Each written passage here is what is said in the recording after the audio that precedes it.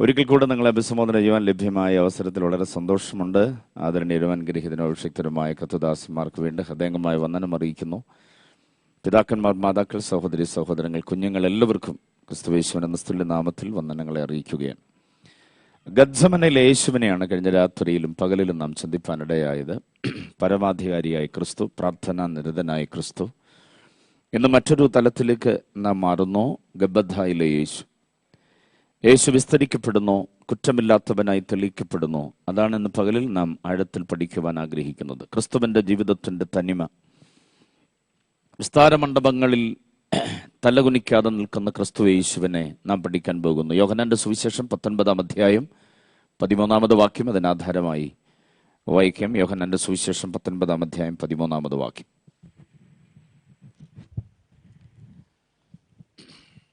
Yes. ഈ വാക്ക് കേട്ടിട്ട് പീലാത്തോസ് യേശുവിനെ പുറത്തു കൊണ്ടുവന്നു. കൽത്തളം എന്നും എബ്രായ ഭാഷയിൽ ഗബ്ബഥ എന്നും പേരുള്ള സ്ഥലത്ത് ന്യായാസനത്തിൽ ഇരുന്നു. പീലാത്തോസ് ന്യായാസനത്തിൽ ഇരിക്കുന്നു. അവന്റെ മുൻപാകെ ക്രിസ്തു വിസ്തരിക്കപ്പെടുകയാണ്. ഈ വാക്യത്തെ ആസ്പദീകരിച്ചുകൊണ്ടാണ് ഇന്ന് പകലിൽ ദൈവവചനത്തിന്റെ വിവിധ മേഖലകളിലേക്ക് പോകാൻ ആഗ്രഹിക്കുന്നത്. ക്രിസ്തുവിന്റെ വിസ്താരത്തിന്റെ വിശദീകരണമല്ല ഞാൻ തരാൻ ആഗ്രഹിക്കുന്നത്. യേശു ക്രിസ്തുവിന്റെ വ്യക്തിത്വത്തിന്റെ മഹാത്മ്യതയാണ് നാം ചിന്തിപ്പാൻ പോകുന്നത്. ക്രൂശീകരണവും അതിന്റെ അനുബന്ധ ചിന്തകളും അല്ല നാം വിശദമായി പഠിക്കുന്നത്. പകരം ക്രിസ്തുവിന്റെ മഹത്വപൂർണമായ മനുഷ്യത്വത്തിന്റെ തിളക്കത്തെയും ദൈവത്വത്തിന്റെ അനുഗ്രഹീതമായ പ്രഖ്യാപനങ്ങളെയുമാണ് നാം പഠിച്ചു വരുന്നത്. കഴിഞ്ഞ പകലിൽ നാം ചിന്തിച്ചത് പ്രാർത്ഥനാ നിരതനായ ക്രിസ്തു മുട്ടുകുത്തി പ്രാർത്ഥിക്കുന്നതിലൂടെ ആർജിച്ചെടുത്ത ആർജവത്വം തന്റെ ശുശ്രൂഷയിൽ തനിക്ക് വെളിപ്പെടുത്തുവാൻ കഴിഞ്ഞു. അതേപോലെ പ്രാർത്ഥനാ നിരതരായിരിക്കുന്ന വ്യക്തികളെ ദൈവം ഉപയോഗിച്ച ചരിത്രം പൗലോസിലൂടെയും നാം കാണാൻ ഇടയായി. അത് നമ്മിലൂടെ ആവർത്തിക്കാൻ ദൈവം ആഗ്രഹിക്കുന്നു. Price the Lord. പരിശുദ്ധാത്മ ശക്തിയെക്കുറിച്ച്, പരിശുദ്ധാത്മാവിന്റെ അഭിഷേകത്തെക്കുറിച്ച്, പരിശുദ്ധാത്മാവിന്റെ പാക്കേജിനെ കുറിച്ച് റിയലി ഇറ്റ് വാസ് വണ്ടർഫുൾ. പരിശുദ്ധാത്മാവിന്റെ പാക്കേജ് എന്ന ഒരു ചിന്ത തീർച്ചയായും ഞാൻ പരമാർത്ഥമായിട്ട് പറയാം, അതാദ്യമായിട്ടാണ് ഞാൻ കേൾക്കുന്നത്. ഈ പകലിലെ ക്ലാസ്സിൽ ഓടി വന്നിരുന്നത് എന്തെങ്കിലും നൂതനമായത് തൻ്റെ വായിൽ നിന്ന് ലഭിക്കപ്പെടുമെന്ന ആഗ്രഹത്തോടെയാണ്. ശുശ്രൂഷയിൽ അത് ഏറ്റവും എനിക്ക് പ്രയോജനമായി തീരുന്നു. ആത്മാവിന്റെ അഭിഷേകം എന്നൊരു തലത്തിൽ മാത്രമാണ് നിൽക്കുന്നത്. അതിനപ്പുറത്തേക്ക് ഒരു പാക്കേജ് നമുക്ക് വേണ്ടി കർത്താവ് കരുതിയിട്ടുണ്ട് എന്ന വിശാലമായ ചിന്ത, അത് എനിക്ക് ഒത്തിരി മേഖലകളിലേക്ക് ചിന്തിക്കുവാനും പഠിക്കുവാനും എന്നെ സമർപ്പിക്കുവാനും കാരണമായി തീരുന്നു. മറക്കാനാവാത്തൊരു മുഹൂർത്തമായിരുന്നു രാവിലത്തെ ബൈബിൾ സ്റ്റഡി. നിങ്ങൾക്ക് പലർക്കും അത് അനുഭവിപ്പാൻ കഴിഞ്ഞില്ല. ആ നഷ്ടം മറ്റൊന്നിനാലും നികത്താൻ കഴിയുന്ന നഷ്ടമല്ല. Praise the Lord. Hallelujah. Okay.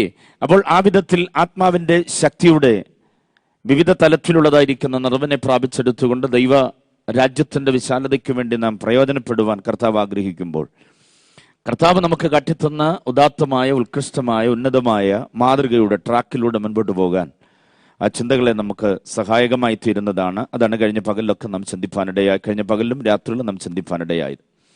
ഇന്ന് ക്രിസ്തുയേശുവിന്റെ മനുഷ്യത്വത്തിന്റെ മറ്റൊരു ഭാഗത്തേക്കാണ് നമ്മുടെ ശ്രദ്ധയെ കൊണ്ടുവരുവാൻ കർത്താവിൽ ഞാൻ ആഗ്രഹിക്കുന്നത്.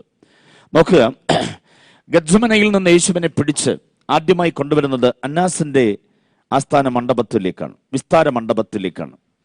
അന്നാസ് എന്ന് പറയുന്നത് ആ കാലത്തിലെ ഒരു മഹാപുരോഹിതനായിരുന്നു. തന്റെ ശുശ്രൂഷയുടെ കാലം കഴിഞ്ഞിട്ടും മഹാപുരോഹിതൻ എന്ന പ്രത്യേക പദവിയും ബഹുമാനവും ആദരവും എല്ലാം ബാക്കിയുള്ളവർ കൊടുത്തു തന്നെ അങ്ങനെ പ്രത്യേകമായി ആദരിച്ചിരുന്നു. അദ്ദേഹത്തിന്റെ മരുമകനാണ് കയഫാവ്.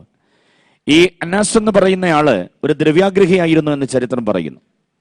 ആലയത്തിൽ തന്നെ നിരവധി പുരോഹിതന്മാരെ തന്റെ ശിങ്കിടികളായി വെക്കുകയും അവരിലൂടെ താൻ വലിയ കച്ചവടം നടത്തി കാശുണ്ടാക്കുകയും ചെയ്തിരുന്ന ഒരാളായിരുന്നു അന്നാസ് എന്ന് പറയുന്നയാൾ. ചരിത്രം പഠിക്കുമ്പോൾ നമുക്ക് മനസ്സിലാക്കാനായിട്ട് കഴിയും. നമുക്കറിയാം, യേശുവിന്റെ ജനനം ആദ്യം അറിയിച്ചത്, ദൂതന്മാർ അറിയിച്ചത് ഇടയന്മാരെയായിരുന്നു. ആടിനെ കാത്തുകൊണ്ട് വെളിമ്പ്രദേശത്ത് കഴിഞ്ഞിരുന്ന ഇടയന്മാരെയാണ് യേശുവിന്റെ ജനന വസ്തുത ആദ്യം അറിയിക്കുവാനിടയായി. അതിനുശേഷം ബാക്കിയുള്ളവരൊക്കെ അറിഞ്ഞത്.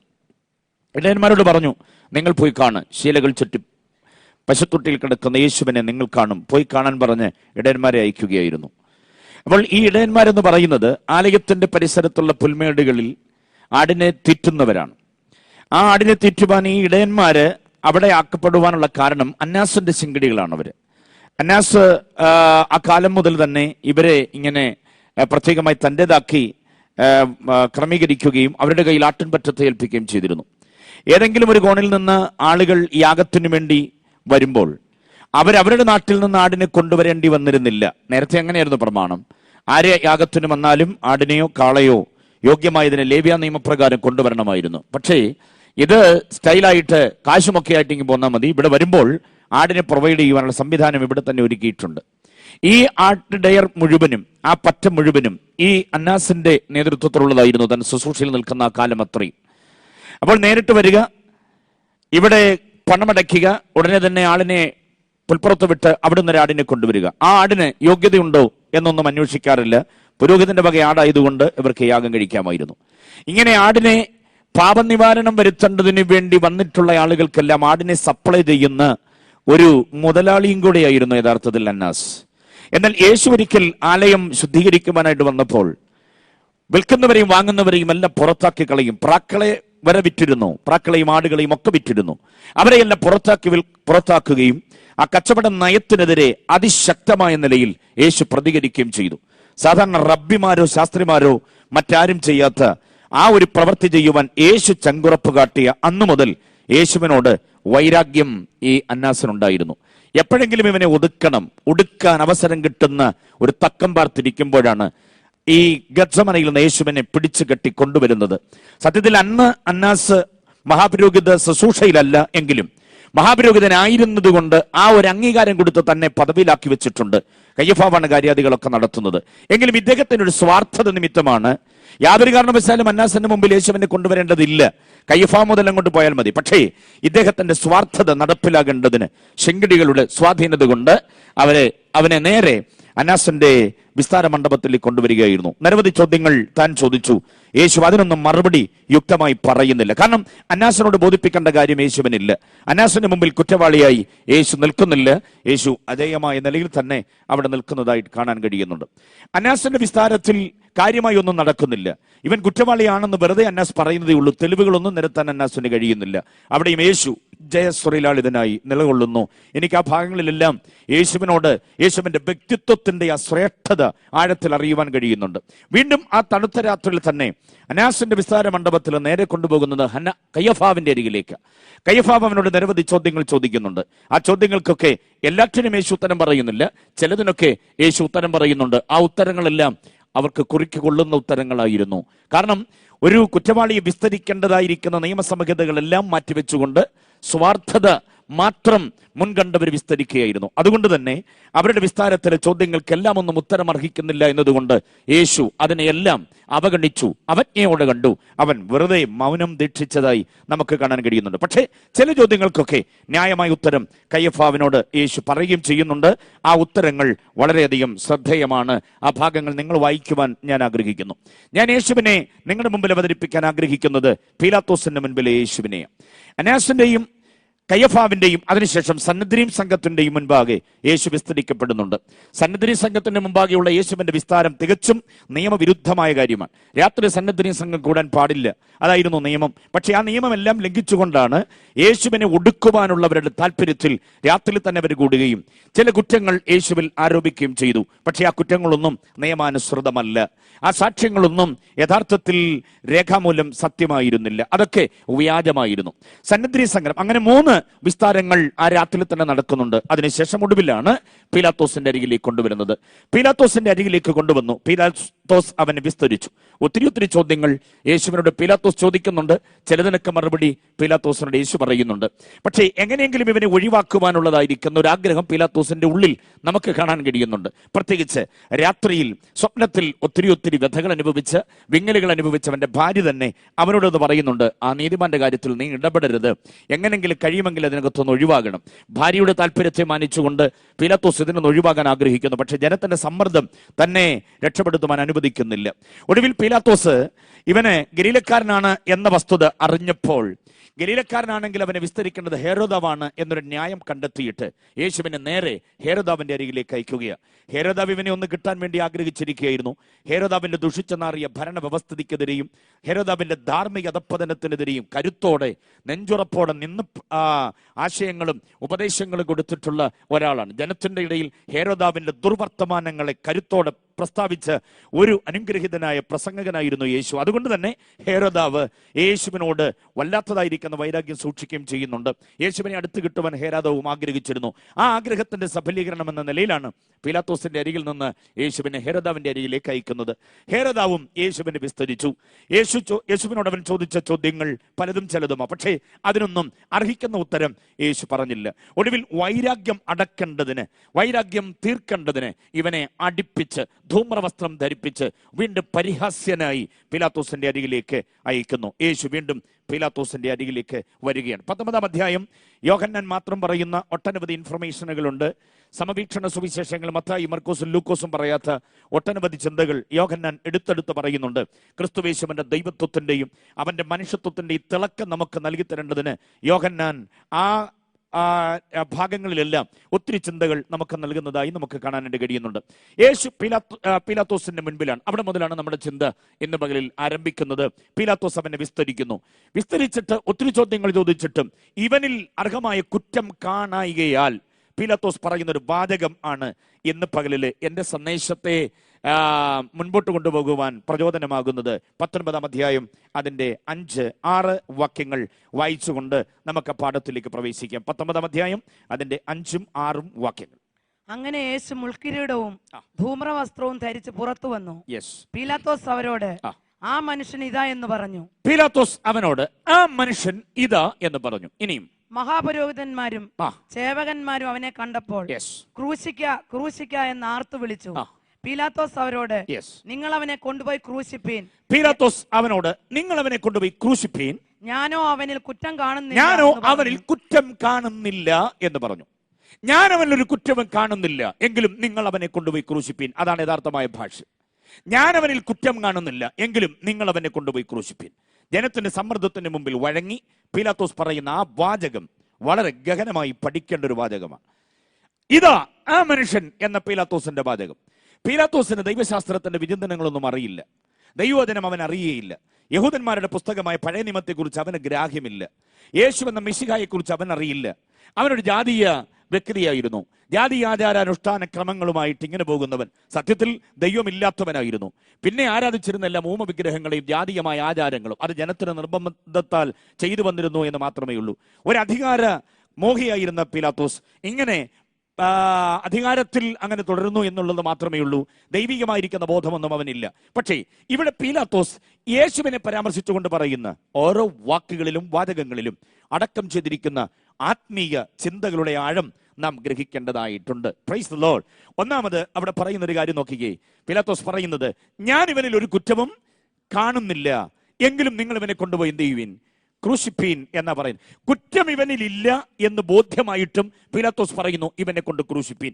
നീതികേടാണ് എന്ന് നമുക്ക് തോന്നാം, അന്യായമാണ് എന്ന് തോന്നാം, അസത്യമാണ് എന്ന് തോന്നാം. സൺഡേ സ്കൂൾ പഠിച്ച കാലം മുതൽ പീലാത്തോസിനാണ് അടങ്ങാത്ത ഒരു വൈരാഗ്യം എൻ്റെ മനസ്സിലുണ്ടായിരുന്നു. Price the Lord. ഞാൻ ഓർക്കുന്നുണ്ട്, ഇന്നും ആ സൺഡേ ക്ലാസ് ഞാൻ ഓർക്കുന്നു. പീലാത്തോസ് യേശുവിന്റെ ക്രൂശീകരണത്തെ കുറിച്ചൊക്കെ ഞങ്ങളെ സൺഡേ സ്കൂൾ പഠിപ്പിച്ച ഒരു ദൈവദാസൻ, ഒരു പ്രായമുള്ള ഒരു അപ്പച്ചന്, അദ്ദേഹം ഇതിനെക്കുറിച്ച് ഇങ്ങനെ പറഞ്ഞു. പീലാത്തോസ് യേശുവിനെ വിസ്തരിച്ചിട്ട് കുറ്റമൊന്നും കണ്ടില്ല, എന്നിട്ടും ക്രൂശിക്കാനായിട്ട് ഏൽപ്പിച്ചു കൊടുത്തു.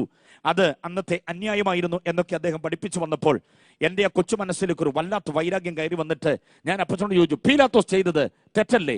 എന്താ പീലാത്തോസ് അങ്ങനെ ചെയ്തത് എന്നൊക്കെ ചോദിച്ച് അപ്പച്ചനോട് കയർക്കുന്നത് പോലെ സംസാരിച്ചപ്പോൾ അദ്ദേഹം പറഞ്ഞടാ, നീ അടങ്ങ്, ഞാനല്ല ക്രൂശിക്കാൻ ഏൽപ്പിച്ചത്, പീലാത്തോസ് ചെയ്ത കാര്യമാണ് പറയുന്നത്. പക്ഷെ ഞാൻ പിന്നെയും അദ്ദേഹത്തോട് എന്തൊക്കെയോ വർദ്ധിച്ച കോപം കൊണ്ട് എന്തൊക്കെയോ ചോദിച്ചുകൊണ്ടേയിരുന്നു.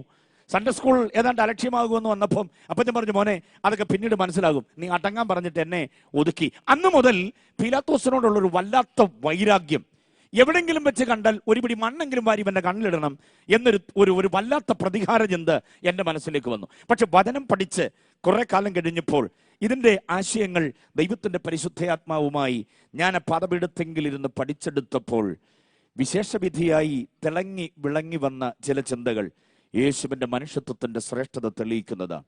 പീലാത്തോസ് പറയുന്നു ഞാൻ ഇവനൊരു കുറ്റവും കാണുന്നില്ല എന്ന് പീലാത്തോസ് പറയുന്നത് ഒഴുകി വീഴുന്ന ജലധാരയ്ക്ക് നേരെ കൈകൾ രണ്ട് കൂട്ടിത്തിരുമ്മി കഴുകിക്കൊണ്ടാണ് പറയുന്നത്. ഞാൻ ഇവനൊരു കുറ്റവും കാണുന്നില്ല, ഈ രക്തത്തിൽ എനിക്ക് പങ്കില്ല. Price the Lord. ഇത് പറയുമ്പോൾ ഒരു നാടുവാഴി എന്ന നിലയിൽ, ന്യായവിസ്താരത്തിന് വേണ്ടി ഇരിക്കുന്ന ഒരു ന്യായാധിപൻ എന്ന നിലയിൽ നെഞ്ചു വിരിച്ച് അഭിമാനത്തോടെ എല്ലാവരുടെയും മുഖത്ത് കണ്ണ് നട്ടുകൊണ്ടല്ല അവൻ പറയുന്നത്.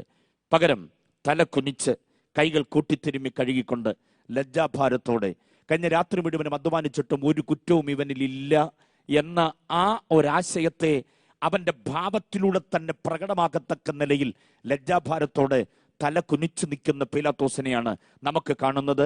തല കുനിച്ചു നിൽക്കുന്ന പീലാത്തോസ് അറിയാതെ സ്വഗതം ആരോടൊന്നില്ലാതെ പറയുന്ന വാചകമാ, ഞാനിവലൊരു കുറ്റവും കാണുന്നില്ല എന്നത്. പക്ഷെ തൊട്ടപ്പുറത്ത് നെഞ്ചുറപ്പോടെ തല ഉയർത്തി നിൽക്കുന്ന ഒരുവനുണ്ട്. അവനാ നമ്മുടെ വാഴ്ത്തപ്പെട്ട കർത്താവ്. വിസ്തരിച്ചവൻ തലകുനിച്ച് ഇവനിൽ കുറ്റമില്ലെന്ന് പറയുമ്പോൾ സകല ആളുകളും കാണുക തല ഉയർത്തി നിൽക്കുന്ന ഒരു യേശു. Praise the Lord. ജീവിതം അവനായിട്ട് വേണം സമർപ്പിക്കാൻ. അതേപോലെ ഒരു ജീവിതത്തിന് വേണ്ടി ആഗ്രഹിച്ചോണം. ഏത് വിസ്താര മണ്ഡപങ്ങളും മാറി മാറി വിസ്തരിച്ചാലും ഒരു കുറ്റവും കണ്ടെത്താൻ കഴിയാത്ത വിധത്തിലുള്ള ഒരാത്മീയതയ്ക്ക് ഉടമയാകാൻ ആഗ്രഹിക്കുന്നവർക്കായി ഞാൻ ദൈവത്തെ സ്തുതിക്കുകയാണ്. ക്രിസ്തീയ ജീവിതത്തിന്റെ ഏറ്റവും വലിയ മധുരതരമായ അനുഭവം അതാണ്. ആരും കുറ്റം കണ്ടുപിടിക്കുവാൻ പരിശ്രമിച്ചോട്ടെ, രാപ്പകലുകൾ അധ്വാനിച്ചോട്ടെ, പുറകെ നടന്ന് അധ്വാനിച്ചോട്ടെ, പക്ഷേ ആർക്കും ഒരു കുറ്റവും കണ്ടുപിടിക്കാനാവാത്ത വിധം ഉന്നതമായി നിലകൊള്ളുന്ന ഒരു ജീവിതത്തിന് ഉടമയായി മാറാൻ നമുക്ക് കഴിയണം. Price the Lord. നിങ്ങൾക്കറിയാമോ, കുറ്റമില്ലെന്ന് പറഞ്ഞിട്ടും പീലാത്തോസ് അടുത്ത വാചകം പറയുന്നത് ഇവനെ കൊണ്ടുപോയി ക്രൂശിപ്പീൻ എന്നാ പറയുന്നത്. Price the Lord. അതല്ലേ അന്യായം? അതെന്തുകൊണ്ടാണ് അങ്ങനെ സംഭവിച്ചത്? അതിൻ്റെ പൊരുളുകൾ ഞാൻ തേടുമ്പോഴാണ് ദൈവത്തിൻ്റെ ആത്മാവ് എന്നെ പഠിപ്പിച്ച ചിന്ത ഞാൻ ബോധ്യമാക്കട്ടെ. ശ്രദ്ധിക്കണം. ഇവിടെ പീലാത്തോസ് പറയും, ഞാൻ ആദ്യമേ പറഞ്ഞു പീലാത്തോസിന് ദൈവശാസ്ത്രമൊന്നും അറിയില്ല, പീലാത്തോസിന് യഹൂദന്മാരുടെ ആചാരാനുഷ്ഠാനങ്ങളൊന്നും അറിയില്ല. പക്ഷെ പീലാത്തോസ് ഈ വിസ്താര മണ്ഡപത്തിൽ വെച്ച് പറയുന്ന ഓരോ വാചകങ്ങളിലും അർത്ഥപൂർണ്ണത അടക്കം ചെയ്തിട്ടുണ്ട്. അത് പീലാത്തോസിന് ഇന്നും മനസ്സിലായിട്ടില്ല എന്നുള്ളതാണ് കഷ്ടം. പക്ഷേ നാം അതിനെ പഠിക്കുമ്പോൾ നമുക്കത് ബോധ്യമാകണം. ഇവന് കുറ്റമില്ല എങ്കിലും ക്രൂശിപ്പീൻ എന്ന് പറയുന്നതിന്റെ കാരണം അത് പഴയ നിയമകാലം മുതൽ അനുവർത്തിച്ചു വരുന്ന യഹോവയുടെ ആലയത്തിലെ ആരാധന, വിശേഷിച്ച് യാഗം, ആ യാഗകർമ്മത്തിന്റെ വിശേഷമായിരിക്കുന്ന ഒരനുഭവമാണ് എന്ന് നാം തിരിച്ചറിയേണ്ടതുണ്ട്. യാഗമർപ്പിക്കുവാൻ പാപിയായിരിക്കുന്ന ഒരു മനുഷ്യൻ ലേവ്യ നിയമം അനുസരിച്ച് യഹോവയുടെ ആലയത്തിൽ യാഗമർപ്പിക്കാൻ വരുമ്പോൾ ഒന്നുകിൽ ആട്ടിൻകുട്ടിയെ കൊണ്ടുവരണം, അല്ലെങ്കിൽ കാളക്കിടാവിനെ കൊണ്ടുവരണം, അല്ലെങ്കിൽ കുറുമ്പ്രാവിനെ കൊണ്ടുവരണം. അതാണല്ലോ ലേവ്യ നിയമം. അപ്പോൾ യാഗമർപ്പിക്കേണ്ടതിന് വേണ്ടി ഇതിലേതെങ്കിലും ഒന്നിനെ കൊണ്ടുവന്ന ഉടനെ ആ മൃഗത്തെ അങ്ങോട്ട് കൊണ്ടുവന്ന് കഴുത്തറുത്ത് തൊലിയുരിച്ച് കഷണമാക്കി വാരിയിട്ട് കത്തിക്കാറില്ല. പിന്നെ ആദ്യം എന്തോ ചെയ്യുമെന്നറിയാമോ? ഈ കൊണ്ടുവരുന്ന മൃഗം എന്നതുകൊണ്ട് ഉദ്ദേശിക്കുന്നത് ഒന്നുകിൽ ആട് അല്ലെങ്കിൽ കാളക്കുറ്റനായിരിക്കും. ഇതിനെ ശുശ്രൂഷയിൽ തഴക്കവും പഴക്കവും ഒക്കെയുള്ള അനുഭവ സമ്പത്തേറെയുള്ള പുരോഹിതന്മാർ ഒത്തിരി പേരവിടെയുണ്ട്. അവർ നിരീക്ഷണ വിഭാഗമാണ്. അവരുടെ കയ്യിലേക്കാണ് ആദ്യം കൊണ്ടുവരിക. അവരാദ്യം ഈ മൃഗത്തെ ഏറ്റുവാങ്ങിയിട്ട് അതിനെ സസൂക്ഷ്മം പരിശോധിക്കും, നന്നായി പരിശോധിക്കും. ആദ്യം അതിന്റെ ലിംഗനിർണയം നടത്തും. ആട്ടിൻകുട്ടി തന്നെയാണോ കാളക്കിടാവ് തന്നെയാണോ എന്ന് പരിശോധിക്കും. അത് ഉറപ്പായി കഴിഞ്ഞാൽ പിന്നീട് പരിശോധിക്കുന്നത് അതിന്റെ മാംസപുഷ്ടിയാണ്. മാംസപുഷ്ടി ഉള്ളതാണോ, എല്ലും തോലും ഒക്കെ ആയിട്ട് പട്ടിണിയും പരിവട്ടമായി കിടന്നതാണോ എന്ന് അന്വേഷിക്കും. മാംസപുഷ്ടി ഉള്ളതാണോ എന്ന് അന്വേഷിക്കും. ആട്ടയന്തയിലൊക്കെ പോയിട്ടുള്ളവർക്കറിയാം, വിരല് ഇങ്ങനെ അങ്ങോട്ട് വിരിച്ചിട്ട് ആടിന്റെ പെടലിക്കോട്ട് താത്തിട്ട് വാലറ്റം വരെ ഒരൊറ്റ തടവ് അമർത്തി തടവുമ്പോൾ ആട്ടുമുതലാളിമാർക്കറിയാം ഇതിന് എത്രമാത്രം ഇറച്ചി തൂക്കമുണ്ടെന്നുള്ള കാര്യം. കണ്ടിട്ടുണ്ടോ അങ്ങനെ? അത് അങ്ങനെ പരിശോധിക്കും അവർ. ഓക്കെ, അങ്ങനെ ഒരു പരിശോധന, അത് മാംസപുഷ്ടിയുടെ പരിശോധനയാണ്. പിന്നെ അതിനെ നടത്തി നോക്കും. ഏന്തോ ഉളുക്കോ ചതവോ ഒടിവോ ഒക്കെ ഉണ്ടോ, കണ്ണിന്റെ കാഴ്ച, വായിലെ പല്ലിന്റെ എണ്ണം, വല്ല അവലക്ഷണങ്ങളുമുണ്ടോ, മൊത്തത്തിൽ പരിശോധിക്കും. ഒരു ദാക്ഷിണ്യമില്ലാതെ പരിശോധിക്കും. മനസ്സിലായോ? അടിമുടി പരിശോധിക്കും. ഒരു കുറ്റവും ഇല്ല എന്ന് നിരീക്ഷണ വിഭാഗത്തിന് ബോധ്യമായാൽ അതിന്റെ മേധാവി അവിടെ നിന്നുകൊണ്ട് കയ്യിൽ കത്തിയും വാളും ഒക്കെയായി നിൽക്കുന്ന ഒരു പറ്റം പുരോഹിതന്മാർ വേറെയുണ്ട്. അവരെ നോക്കിക്കൊണ്ട് പറയും, ഇതിനെ ഞങ്ങൾ പരിശോധിച്ചു, ഒരു കുറ്റവുമില്ല, നിങ്ങൾ ഇതിനെ കൊണ്ടുപോയി യാഗമാക്കുവീൻ. Price the Lord. ആ വാചകത്തിന്റെ തനിയാവർത്തനമാണ് പീലാത്തോസ് ഇവിടെ പറയുന്നത്. പക്ഷെ ഞാൻ വീണ്ടും പറയുന്നു, പീലാത്തോസിന് വസ്തുത അറിയില്ല. പക്ഷെ പീലാത്തോസിന്റെ വായിൽ നിന്ന് ഉച്ചരിക്കപ്പെട്ട ആ വാചകം പുരോഹിതന്മാർ പലപ്പോഴായി ഉച്ചരിക്കപ്പെട്ട വാചകത്തിന്റെ തനിയാവർത്തനമാ. ബോധ്യമായവർക്കായി ഞാൻ ദൈവത്തെ സ്തുതിക്കുകയും, യാഗമർപ്പിക്കപ്പെടുവാൻ ഇവൻ യോഗ്യൻ, ഇവനെ കൊണ്ടുപോയി യാഗമർപ്പിക്കുക. അതാണ് പീലാത്തോസ് പറയുന്നത്. ഞാനിവലൊരു കുറ്റവും കാണുന്നില്ല, എങ്കിലും നിങ്ങൾ കൊണ്ടുപോയി ക്രൂശിപ്പീൻ. ലോകത്തിന്റെ പാപത്തെ ചുമക്കാൻ വരുന്ന ദൈവത്തിന്റെ കുഞ്ഞാടെന്ന് യോഹന്നാൻ പരിചയപ്പെടുത്തിയവൻ ഇത് ചുമന്നൊഴിക്കുവാൻ നമുക്ക് വിമോചനം തരുവാൻ യോഗ്യനായവനാണ്. യോഗ്യനായവൻ നമുക്ക് വേണ്ടി അറുക്കപ്പെട്ടു. Price the Lord. അതിലെ സന്തോഷമുള്ളവർ കർത്താവിനെ സ്തുതിച്ചാട്ടെ. പീലാത്തോസ് പറയുന്ന വേറൊരു വാചകം കേൾക്കണോ? ആ മനുഷ്യൻ ഇതാ. ഏത് മനുഷ്യൻ? പീലാത്തോസ് ഒരു മനുഷ്യൻ ഇതാന്ന് മാത്രമേ പറയുന്നുള്ളൂ. പക്ഷെ അതിന്റെ ആഴത്തിലേക്ക് നമ്മൾ ഇറങ്ങി അന്വേഷിക്കണം. പരിശുദ്ധാത്മ സഹായത്തോടുകൂടി നമ്മളെ വാചകത്തിനകത്തേക്ക് ഇറങ്ങുമ്പോൾ ബോധ്യമാകുന്നത് അതിശ്രേഷ്ഠമായൊരു ചോദ്യത്തിന് ഇന്ന് വരെ ആരും ഉത്തരം പറയാത്ത നിലയിൽ ആ ചോദ്യം അങ്ങനെ ചോദിക്കപ്പെട്ടുകൊണ്ടേയിരുന്നു. ആരും ഉത്തരം പറഞ്ഞില്ല. എവിടെയാണ് ആ ചോദ്യം എന്നറിയാമോ? ഉൽപ്പത്തി പുസ്തകം 3-ാം അധ്യായം 9-ാമത് വാക്യം പഠിക്കുമ്പോൾ അവിടെ ഒരു ചോദ്യമുണ്ട്, പ്രസിദ്ധമായൊരു ചോദ്യം, ലോകം കേട്ട് വിറച്ചുപോയൊരു ചോദ്യം, എല്ലാ മണ്ഡലങ്ങളിലും പ്രതിധ്വനിക്കപ്പെട്ട ഒരു ചോദ്യം. കഴിഞ്ഞ പകലിൽ ഞാൻ പറഞ്ഞില്ലേ, ദൈവത്തിന്റെ മഹത്വപൂർണമായ തന്റെ പ്രഖ്യാപനങ്ങൾ, ഞാൻ എന്ന പ്രഖ്യാപനം എന്ന പോലെ ലോകം കേട്ട് ഞെട്ടിവിറച്ചൊരു അനുഗ്രഹീതമായ ചോദ്യം, ആശയസമ്പുഷ്ടതയുള്ളൊരു ചോദ്യം. 3:9 പറയുന്നു, മനുഷ്യ നീ എവിടെ എന്ന ആ ചോദ്യം. അതിനുത്തരം പറയാൻ ആർക്കാ തന്റെ ഇടമുണ്ടായിട്ടുള്ളത്? ആർക്കും തന്റെ ഇടമുണ്ടായില്ല. കുറ്റിക്കാട്ടിൽ ഒളിച്ചിരിക്കുന്ന നഗ്നനായിരിക്കുന്ന ആദം, അപ്പുറത്ത് മാറിയിരിക്കുന്ന ഹൗവ, അവര് അവിടെ ഇരിപ്പുണ്ട്. അവരവിടെ ഇരിപ്പുണ്ടെന്നുള്ള കാര്യം സർവ്വജ്ഞാനിയെ തമ്പുരാൻ അറിയാം. അവരെവിടെ നല്ല ദൈവം അന്വേഷിക്കുന്നത്? ആദമേ നീ എവിടെ എന്നുള്ള ചോദ്യം, ഹൗവ നീ എവിടെ എന്നുള്ള ചോദ്യം, മനുഷ്യ നീ എവിടെ എന്ന ചോദ്യം.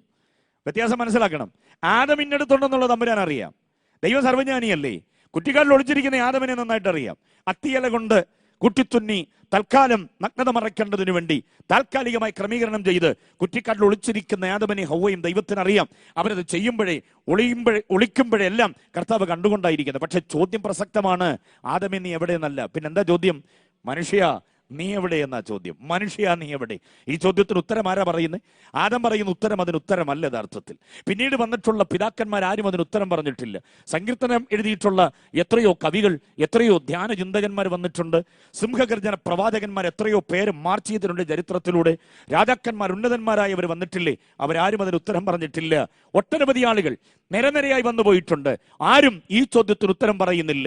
ഇതൊന്നും അറിയാത്തൊരു പീലാത്തോസ് ദേ ആ ചോദ്യത്തിന് ഉത്തമമായൊരു ഉത്തരം പറയുന്നു. ആ മനുഷ്യൻ ഇതാ. ഏത് മനുഷ്യൻ? തോട്ടത്തിൽ പാപമില്ലാത്ത ഒരുവനെയല്ലേ നീ അന്വേഷിച്ചേ? ദൈവതേജസ് നഷ്ടപ്പെടാത്ത ഒരുവനെയല്ലേ? ആരുടെ മുമ്പിൽ തലകുനിക്കാത്ത ഒരുവനെയല്ലേ? ദൈവത്താൽ ഒരുക്കി തയ്യാറാക്കപ്പെട്ട ഒരു പൂർണ്ണ മനുഷ്യനെയല്ലേ നീ അന്വേഷിച്ചത്? ആ തോട്ടത്തിൽ നീ അന്വേഷിച്ചിട്ട് കണ്ടെത്തിയില്ലല്ലോ. ഇന്നലെ രാത്രി ഞങ്ങളെല്ലാം കൂടെ തോട്ടത്തിൽ നിന്ന് ഒരുവനെ പിടിച്ചോണ്ട് വന്നു. രാത്രി മുഴുവനും അവനെ അന്വേഷിച്ചു. ഒരു കുറ്റവുമില്ല. പൂർണ്ണതയുള്ള ആ മനുഷ്യൻ ഇതാ. പീലാത്തോസ് പറയുന്നത് യേശുവിനെ ചൂണ്ടിക്കൊണ്ട. ബോധ്യമായവർക്കാ ഞാൻ ദൈവത്തെ സ്തുതിക്കുകയാണ്. ഇവിടെ ഞാൻ അർത്ഥമാക്കുന്ന ഒരു വസ്തുതയിലേക്ക് വരട്ടെ.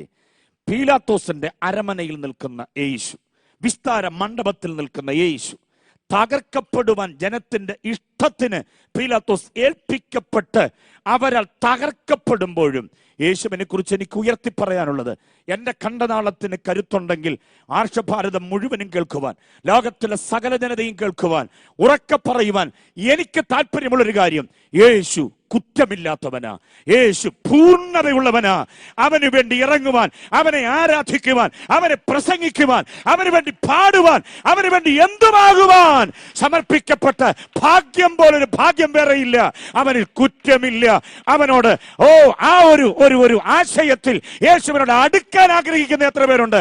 ആ കരങ്ങൾ ഉയർത്തി കർത്താവിനെ സ്തുതിക്ക്. കുറ്റമില്ലാത്തൊരു യേശു.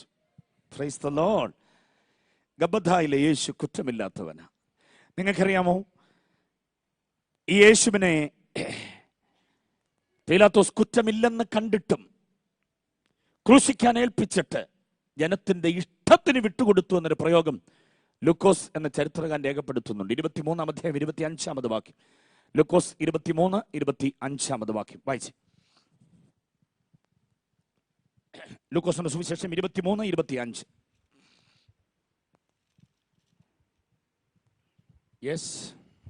കലഹവും കുലയും ഹേതുവായി തടവിലായവനെ അവരുടെ അപേക്ഷ പോലെ വിട്ടുകൊടുക്കുകയും യേശുവിനെ അവരുടെ കഷ്ടത്തിൽ അവരുടെ ഇഷ്ടത്തിന് ഏൽപ്പിക്കുകയും ചെയ്തു. Price the Lord. ആരുടെ ഇഷ്ടത്തിന്? ജനത്തിന്റെ ഇഷ്ടത്തിന് ഏൽപ്പിച്ചു കൊടുത്തു. അടിവരയിട്ട് പഠിക്കേണ്ട ഒരു ഭാഗമാണ്. പീലാത്തോസ് അവനെ വിസ്തരിച്ചു കുറ്റമൊന്നും കണ്ടില്ല. ഹെരോദ വിസ്തരിച്ച് കുറ്റം കണ്ടില്ല. അന്നാസ കയ്യഫാവും സന്നിധി സംഘവും വിസ്തരിച്ച് കുറ്റം കണ്ടില്ല. കുറ്റമില്ലാതെ തല ഉയർത്തി നിൽക്കുന്ന, തലയെടുപ്പോടെ നിൽക്കുന്ന യേശുവിനെ ശ്രദ്ധിച്ചോണം. ആ വ്യക്തിത്വമാണ് നമ്മൾ അനുകരിക്കേണ്ടത്. Price the Lord. ഒരു കുറ്റവും ഇല്ലാത്ത യേശു. ഓക്കെ, ആ യേശുവിനെ പീലാത്തോസ് എന്നിട്ടും ജനത്തിന്റെ ഇഷ്ടത്തിന് വിട്ടുകൊടുത്തു. യേശു രണ്ടിഷ്ടങ്ങൾക്ക് വിധേയമാകുന്നുണ്ട്. രണ്ടിഷ്ടങ്ങൾ അക്കമിട്ട് പഠിക്കണം. രണ്ടിഷ്ടങ്ങൾക്ക് യേശു വിധേയമാകുന്നുണ്ട്. ഒന്നാമത്തെ ഇഷ്ടം ജനത്തിന്റെ ഇഷ്ടമാണ്. ജനത്തിന്റെ ഇഷ്ടം എന്തുവാ? ഗബ്ബഥായിൽ നമുക്ക് മുഴങ്ങിക്കേൾക്കുവാൻ കഴിയുന്ന ഒരു ആക്രോശമുണ്ട്, ഒരു ആക്രന്ദനമുണ്ട്. ക്രൂശിക്കുക, ക്രൂശിക്കുക, ക്രൂശിക്കുക എന്ന ഒരാക്രോശമാ നമുക്കവിടെ കേൾക്കാൻ കഴിയുന്നത്. ഓക്കെ, അവനെ വിസ്തരിക്കുവാൻ കൊണ്ടുവരുമ്പോൾ ജനക്കൂട്ടമുണ്ട് അവിടെ, ജനനിബിഡമാണ് അവിടെ. അവരെല്ലാവരും ഒരേപോലെ ആക്രോശിക്കുന്നവനെ ക്രൂശിക്കാനാണ്. നിങ്ങൾക്കറിയാമോ, കഴിഞ്ഞ ഞായറാഴ്ച ദിവസം the triumphal entry of Jesus എന്ന് പറയുന്നൊരു ആ അതിശ്രേഷ്ഠമായ സംഭവം നടന്നു നമുക്കറിയാം. ഞാൻ ഉദ്ദേശിക്കുന്നത് ആ ഞായറാഴ്ച, വിസ്തരിക്കുന്ന അതിൻ്റെ തലേ ഞായറാഴ്ച. യേശു യെരൂശലേമിലേക്ക് പ്രവേശിച്ചാൽ പിടിക്കപ്പെടുമെന്നും അടിക്കപ്പെടുമെന്നും തകർക്കപ്പെടുമെന്നും അവന് മുന്നറിവുണ്ടായിട്ടും അവൻ യെരൂശലേമിലേക്ക് പ്രവേശിച്ചു. ആ പ്രവേശനത്തെയാണ് the triumphal entry of Jesus എന്ന് ചരിത്രകാരന്മാർ രേഖപ്പെടുത്തിയിരിക്കുന്നത്. ഓക്കെ, അവിടേക്ക് യേശു പ്രവേശിക്കുമ്പോൾ അവന് വാഹനമേറി വരേണ്ടതിനൊരു കഴുതക്കുട്ടിയെ സജ്ജമാക്കിയിരുന്നു. യേശു പറഞ്ഞതനുസരിച്ച് ശിഷ്യന്മാരത് ചെയ്തിരുന്നു. ആ കഴുതമേൽ വാഹനമേറി സക്കറിയ പ്രവാചകന്റെ പ്രാവചനികമായ നിവർത്തിയായി യേശു യെരൂശലേമിലേക്ക് പ്രവേശിക്കുകയാണ്. ഈ കഴുതമേൽ വാഹനമേറി വരുന്ന യേശുവിനെ അവന്റെ മുൻപിൽ വഴി ഒരുക്കി ജനാവലി മുഴുവനും. എന്നിട്ട് അവൻ ഹോശാന പാടി. പുഷ്പവൃഷ്ടി നടത്തി ഈ കഴുത വരുന്ന വഴിത്താരയിൽ ചിലർ വില കൂടിയ വസ്ത്രം വിരിച്ചു, ആ വഴി അലങ്കരിച്ചു. യേശു ഏറ്റവും ശ്രേഷ്ഠമായ നിലയിൽ, അതുവരെ ഗലീലയുടെ തീരപ്രദേശങ്ങളുടെ തലങ്ങും വിലങ്ങും നടന്ന യേശുവിന് അങ്ങനെ സ്വീകരണം കിട്ടിയിട്ടില്ല. കഫർന്നഹൂമിലൂടെ, യെരൂശലേമിലെ പട്ടണങ്ങളുടെ വിവിധ ഭാഗങ്ങളിലൂടെ, നയീലിലെ ഗ്രാമങ്ങളിലൂടെ, ബഥാനിയിലൂടെ ഒക്കെ യേശു യാത്ര ചെയ്തിട്ടുണ്ട്. പക്ഷേ അവിടെ എങ്ങും യേശുവിന് ഇങ്ങനെ ഒരു സ്വീകരണം ലഭിക്കപ്പെട്ടിട്ടില്ല. ഈ യെരൂശലേം പ്രവേശനത്തിന് അങ്ങനെ ഒരു ഭയങ്കര സ്വീകരണം ലഭിക്കപ്പെടുകയും ജനമെല്ലാം അവന് ഹോശാന ഹോശാന ഹോശാന പാടി അവനെ വരവേൽക്കുകയും ചെയ്തു. ഇനിയും നിങ്ങൾ ഈ പീലാത്തോസിന്റെ അരമനയിലേക്ക് നോക്കുകയും അന്നവിടെ ഹോശാന പാടിയ ജനക്കൂട്ടത്തിൽ മിക്ക ആളുകളും ക്രൂശിക്ക ക്രൂശിക്ക എന്ന പ്രതിഗാനഗാനം ഏറ്റുപാടുന്നുണ്ട്. സ്തോത്രം. ഇവിടെ നമ്മൾ ലഭിക്കപ്പെടുന്ന അനുമോദനങ്ങളും പ്രോത്സാഹനങ്ങളും ഈ എല്ലാം ഒന്നും മുഖവിലക്കെടുക്കേണ്ട കാര്യമില്ല. ഇവിടെ നിന്നെ അനുമോദിച്ചവർ നാളെ നിന്നെ ആക്ഷേപിക്കാൻ എഴുന്നേറ്റെന്ന് വന്നേക്കാം. ഇവിടെ സ്വീകരിച്ചവർ പലരും നാളെ നിന്നെ തിരസ്കരിക്കാൻ ഒത്തുകൂടിയെന്ന് വന്നേക്കാം. കൈക്കൊണ്ട പലരും നിന്നെ തള്ളിക്കളയാൻ എഴുന്നേറ്റു എന്നിരിക്കാം. അതുകൊണ്ട് മാനുഷികമായ അനുമോദനങ്ങൾക്ക് വേണ്ടിയൊന്നും ചെയ്യരുത്. കർത്താവ് അംഗീകരിക്കുന്നതാണ് ഏറ്റവും വലിയ കാര്യം. ബോധ്യമായവർക്ക് ഞാൻ ദൈവത്തെ സ്തുതിക്കുന്നു. ക്രൂശിക്ക ക്രൂശിക്ക എന്ന് ആർത്തട്ടഹസിക്കുന്നവർ ഹോശാന ഹോശാന പാടുവാനും ആ കൂട്ടത്തിലുണ്ടായിരുന്നു. ജനക്കൂട്ടം അവിടെയുമുണ്ട് ഇവിടെയുമുണ്ട്, തള്ളിപ്പറയാനുമുണ്ട്, ചേർന്ന് നിന്ന് പറയുവാനും ഉണ്ടായിരിക്കാം. ജനത്തിന്റെ ആഗ്രഹമല്ല നാം മുഖവിലക്കെടുക്കേണ്ടത്. കർത്താവ് നമ്മെക്കുറിച്ച് എന്ത് പറയുന്നു, കർത്താവിന്റെ ഇഷ്ടം നമ്മെക്കുറിച്ച് എന്താണ് എന്നതിനെക്കുറിച്ച് നാം തിരിച്ചറിഞ്ഞോണം. തീർച്ചയായും ഞാൻ എൻ്റെ മറുവശം ചിന്തിക്കുന്നു, ഞാൻ നിഷേധിക്കുന്നില്ല. നമ്മെക്കുറിച്ച് നല്ലത് പറയാൻ ഒരുപറ്റം ആളുകൾ ഉണ്ടാകും. എന്തു വന്നാലും നമ്മുടെ നന്മയെക്കുറിച്ച് സാക്ഷി പറയാൻ ഒരുപറ്റം ആളുകളുണ്ട്. അവരെ ഓർത്ത് ഞാൻ ദൈവത്തെ സ്തുതിക്കുന്നു. പക്ഷേ എല്ലാവരുടെയും ഒന്ന് പ്രോത്സാഹനം നമുക്ക് വളമാകത്തില്ല എന്ന് നാം തിരിച്ചറിയണം. എല്ലാ ചിരിയും നമ്മെ കണ്ട് സന്തോഷിച്ചിട്ടാകണമെന്നില്ല. എല്ലാവരും കൈതരുന്ന ഒന്നും നമ്മളുള്ള സന്തോഷം കൊണ്ടോ സമ്മോദം കൊണ്ടോ ആകണമെന്നില്ല. കുറച്ചെങ്കിലുമൊക്കെ പ്രതികാരത്തിൻ്റെയോ അകത്തുള്ള കുശുമ്പിൻ്റെയോ കുന്നായ്മയുടെയോ ഈർഷ്യയുടെയോ പകയുടെയോ ഒക്കെ ഭാവം അകത്ത് സൂക്ഷിക്കുന്നവരാകാം. പക്ഷേ നാം നിൽക്കുന്നത് കൃപയിലാണെങ്കിൽ, നാം നിൽക്കുന്ന കർത്താവിനോടൊപ്പമാണെങ്കിൽ അതൊന്നും ദോഷമായി മാറുകയില്ല. Praise the Lord, hallelujah. കർത്താവ് അനുഗ്രഹിക്കട്ടെ. ഓക്കെ, ഞാൻ പറഞ്ഞു വരുന്ന ഇതാണ്, ഇവിടെ ആക്രോശിക്കുന്ന ഈ ജനത്തിന്റെ ഇഷ്ടത്തിന് യേശുവിനെ ഏൽപ്പിച്ചു കൊടുത്തു എന്ന വായിക്കുന്നത്. ഞാൻ ആ ഭാഗത്തെ ഇഷ്ടത്തിന് ഏൽപ്പിച്ചു കൊടുത്തു എന്നുള്ള ആ ചിന്ത എൻ്റെ പഠനമുറിയിൽ കുറേ നേരം ഞാൻ അതിനെക്കുറിച്ച് ഇങ്ങനെ ചിന്തിപ്പാനിടയായി. ജനത്തിന്റെ ഇഷ്ടം, ക്രൂശിക്കുക ക്രൂശിക്കുക എന്ന് ആർത്തട്ടഹസിക്കുന്നവരുടെ ഇഷ്ടത്തിന് ഏൽപ്പിച്ചു കൊടുക്കുക എന്ന് പറഞ്ഞാൽ പിന്നിൽ ഉണ്ടാകാൻ പോകുന്ന എന്താണെന്ന് പീലാത്തോസിന് അറിയാം. പിച്ച് ചീന്തും ഈ ജനം ഇവനെ, പക്ഷേ അതിനുവേണ്ടി ഏൽപ്പിച്ചു കൊടുത്തു പീലാത്തോസ്. ഓ, ഇവിടെ നാം തിരിച്ചറിയേണ്ട വേറൊരു ഇഷ്ടം കൂടെ ഞാൻ പരിചയപ്പെടുത്തട്ടെ. യെശയ്യാപ്രവചനം 53-ാം അധ്യായം 10-ാമത് വാക്യം. വേറൊരു ഇഷ്ടത്തിനും കൂടെ യേശു ഏൽപ്പിക്കപ്പെടുകയായിരുന്നു. തിരുവത്താഴ ശുശ്രൂഷയുടെ സമയത്തൊക്കെ ദൈവദാസന്മാർ താളാത്മകമായി ഈണത്തിലും താളത്തിലും വായിച്ചു കേൾപ്പിക്കുന്ന ഒരു വേദഭാഗമായിരിക്കണമല്ലോ യെശയ്യാപ്രവചനം 53-ാം അധ്യായം. അതിന്റെ 10-ാം വാക്യത്തിന്റെ അവസാന ഭാഗം നാം ഇങ്ങനെയാണ് വായിക്കുന്നത്: അവനെ തകർത്ത് കളവാൻ യഹോവയ്ക്ക് ഇഷ്ടം തോന്നി. Price the Lord. രണ്ടിഷ്ടത്തിന് വിധേയമാകുന്നു യേശു. ഒന്ന്, പിതാവിന്റെ ഇഷ്ടം തകർത്ത് കളയുക എന്നതാ. ജനത്തിന്റെ ഇഷ്ടം തകർത്ത് കളയുക എന്നതാ. രണ്ടിഷ്ടത്തിനും യേശു വിധേയനാകുകയാണ്. സ്തോത്രം. നിങ്ങൾക്കറിയാമോ, ഇതാ നിന്റെ ഇഷ്ടം ചെയ്യുവാൻ ഞാൻ വരുന്നു എന്ന് യേശു പറയുന്നൊരു ഭാഗമുണ്ട്. 40-ാം സങ്കീർത്തനത്തിൽ പ്രാവചനികമായി അത് രേഖപ്പെടുത്തിയിട്ടുണ്ട്. എബ്രായ ലേഖനം 10-ാം അധ്യായം അതിന്റെ 7-ാമത് വാക്യത്തിൽ അതിന്റെ തനിമയാർന്ന വിശദീകരണം നമുക്ക് കാണാൻ കഴിയുന്നുണ്ട്. എബ്രായ ലേഖനം എഴുതിയത് പൗലോസാണ് എന്ന് വിശ്വസിക്കുന്ന ഭൂരിപക്ഷം ആളുകളും ഞാനും എൻ്റെ എളിയ അന്വേഷണത്തിലും പഠനത്തിലും ഞാനും അത് വിശ്വസിക്കുന്ന പൗലോസാണ് എന്ന് വിശ്വസിക്കുന്നു. അങ്ങനെയാണെങ്കിൽ പൗലോസിന്റെ വിശദീകരണം നമുക്കവിടെ കാണാൻ കഴിയുന്നുണ്ട്. 10-ാം അധ്യായം 7-ാം വാക്യത്തിൽ നിന്റെ ഇഷ്ടം ചെയ്യുവാൻ ഞാൻ വരുന്നു എന്ന് പറഞ്ഞ് അവൻ ഏൽപ്പിച്ചു കൊടുത്തു. അങ്ങനെയാണെങ്കിൽ നാം ചിന്തിക്കേണ്ട ഒരു കാര്യമുണ്ട്. എന്തായിരുന്നു പിതാവിന്റെ ഇഷ്ടം? പിതാവിന്റെ ഇഷ്ടം എന്ന് പറയുന്നത് ഇവനിവിടെ രാജാവാകുക എന്നതോ, ഇവിടെ ഒരു നേതാവാകുക എന്നതോ, ക്രിസ്ത്യാനിത്വത്തിന്റെ തലപ്പത്ത് നേതാവായി വിരാജിക്കുക എന്നതോ എന്നതിനേക്കാളെല്ലാം അധികം പിതാവിന് പുത്രനെ കുറിച്ചുള്ള ഏറ്റവും വലിയ ഇഷ്ടം നമുക്ക് വേണ്ടി തകർക്കപ്പെടുക എന്നതായിരുന്നു. നമുക്ക് വേണ്ടി കാൽവരിയിൽ തകർക്കപ്പെടുക, ആ ഇഷ്ടത്തിന് ഏൽപ്പിച്ചു കൊടുത്തു. പീലാത്തോസ് ജനത്തിന്റെ ഇഷ്ടത്തിന് ഏൽപ്പിച്ചു കൊടുത്തു എന്ന് പറയുമ്പോൾ ജനത്തിന്റെ ഇഷ്ടത്തെക്കാൾ അധികം ഇവൻ തകർക്കപ്പെടണമെന്നുള്ളത് ദൈവത്തിന്റെ ഇഷ്ടമായിരുന്നു. എന്റെയും നിങ്ങളുടെയും പാപത്തിന്റെ പരിഹാരത്തിന് വേണ്ടി ദൈവമൊരുക്കിയ രക്ഷാകര ദൗത്യത്തിൽ നമുക്ക് വേണ്ടി തകർക്കപ്പെട്ട ആ കർത്താവിനെ അനുസ്മരിക്കണം ഓരോ നിമിഷത്തിലും. അപവീഞ്ഞുകളെ കാണുമ്പോൾ മാത്രം ഓർക്കേണ്ട ഒരു കാര്യമല്ല, ജീവിതത്തിന്റെ സമസ്ത നിമിഷങ്ങളിലും ഈ ചിന്താധാര നമ്മെ ഭരിച്ചേ മതിയാകുകയുള്ളൂ. ഞാൻ ഓർപ്പിക്കാം ഒന്നുകൂടെ, അനാസിന്റെയും കയ്യഫാവിന്റെയും ഒക്കെ ആസ്ഥാന മണ്ഡപങ്ങളിൽ വിധേയായി ഉയർന്നു നിൽക്കുന്ന യേശുവിനെ ഗബ്ബഥായിൽ ജനത്തിന്റെ ഇഷ്ടത്തിന് പിച്ചു ചീന്തപ്പെടുന്നതിന് മുൻപ് തല ഉയർത്തി നിൽക്കുന്ന ആ യേശുവിന്റെ വ്യക്തിത്വത്തിന്റെ മഹാത്മ്യതയെ ധ്യാനിക്കാത്ത ഒറ്റ നിമിഷം പോലും, ഒറ്റ ദിവസം പോലും നമ്മുടെ ജീവിതത്തിൽ ഉണ്ടാകരുത്. എനിക്കും നിങ്ങൾക്കും വേണ്ടി തകർക്കപ്പെടുവാൻ അവനെ ഏൽപ്പിക്കുകയായിരുന്നു. തകർക്കപ്പെടുക എന്ന പദത്തിനിടയിൽ വര കൊടുക്കുമെങ്കിൽ ഞാൻ ഒരു വിശദീകരണം അവിടെ തരാൻ ആഗ്രഹിക്കുകയാണ്. Price the Lord.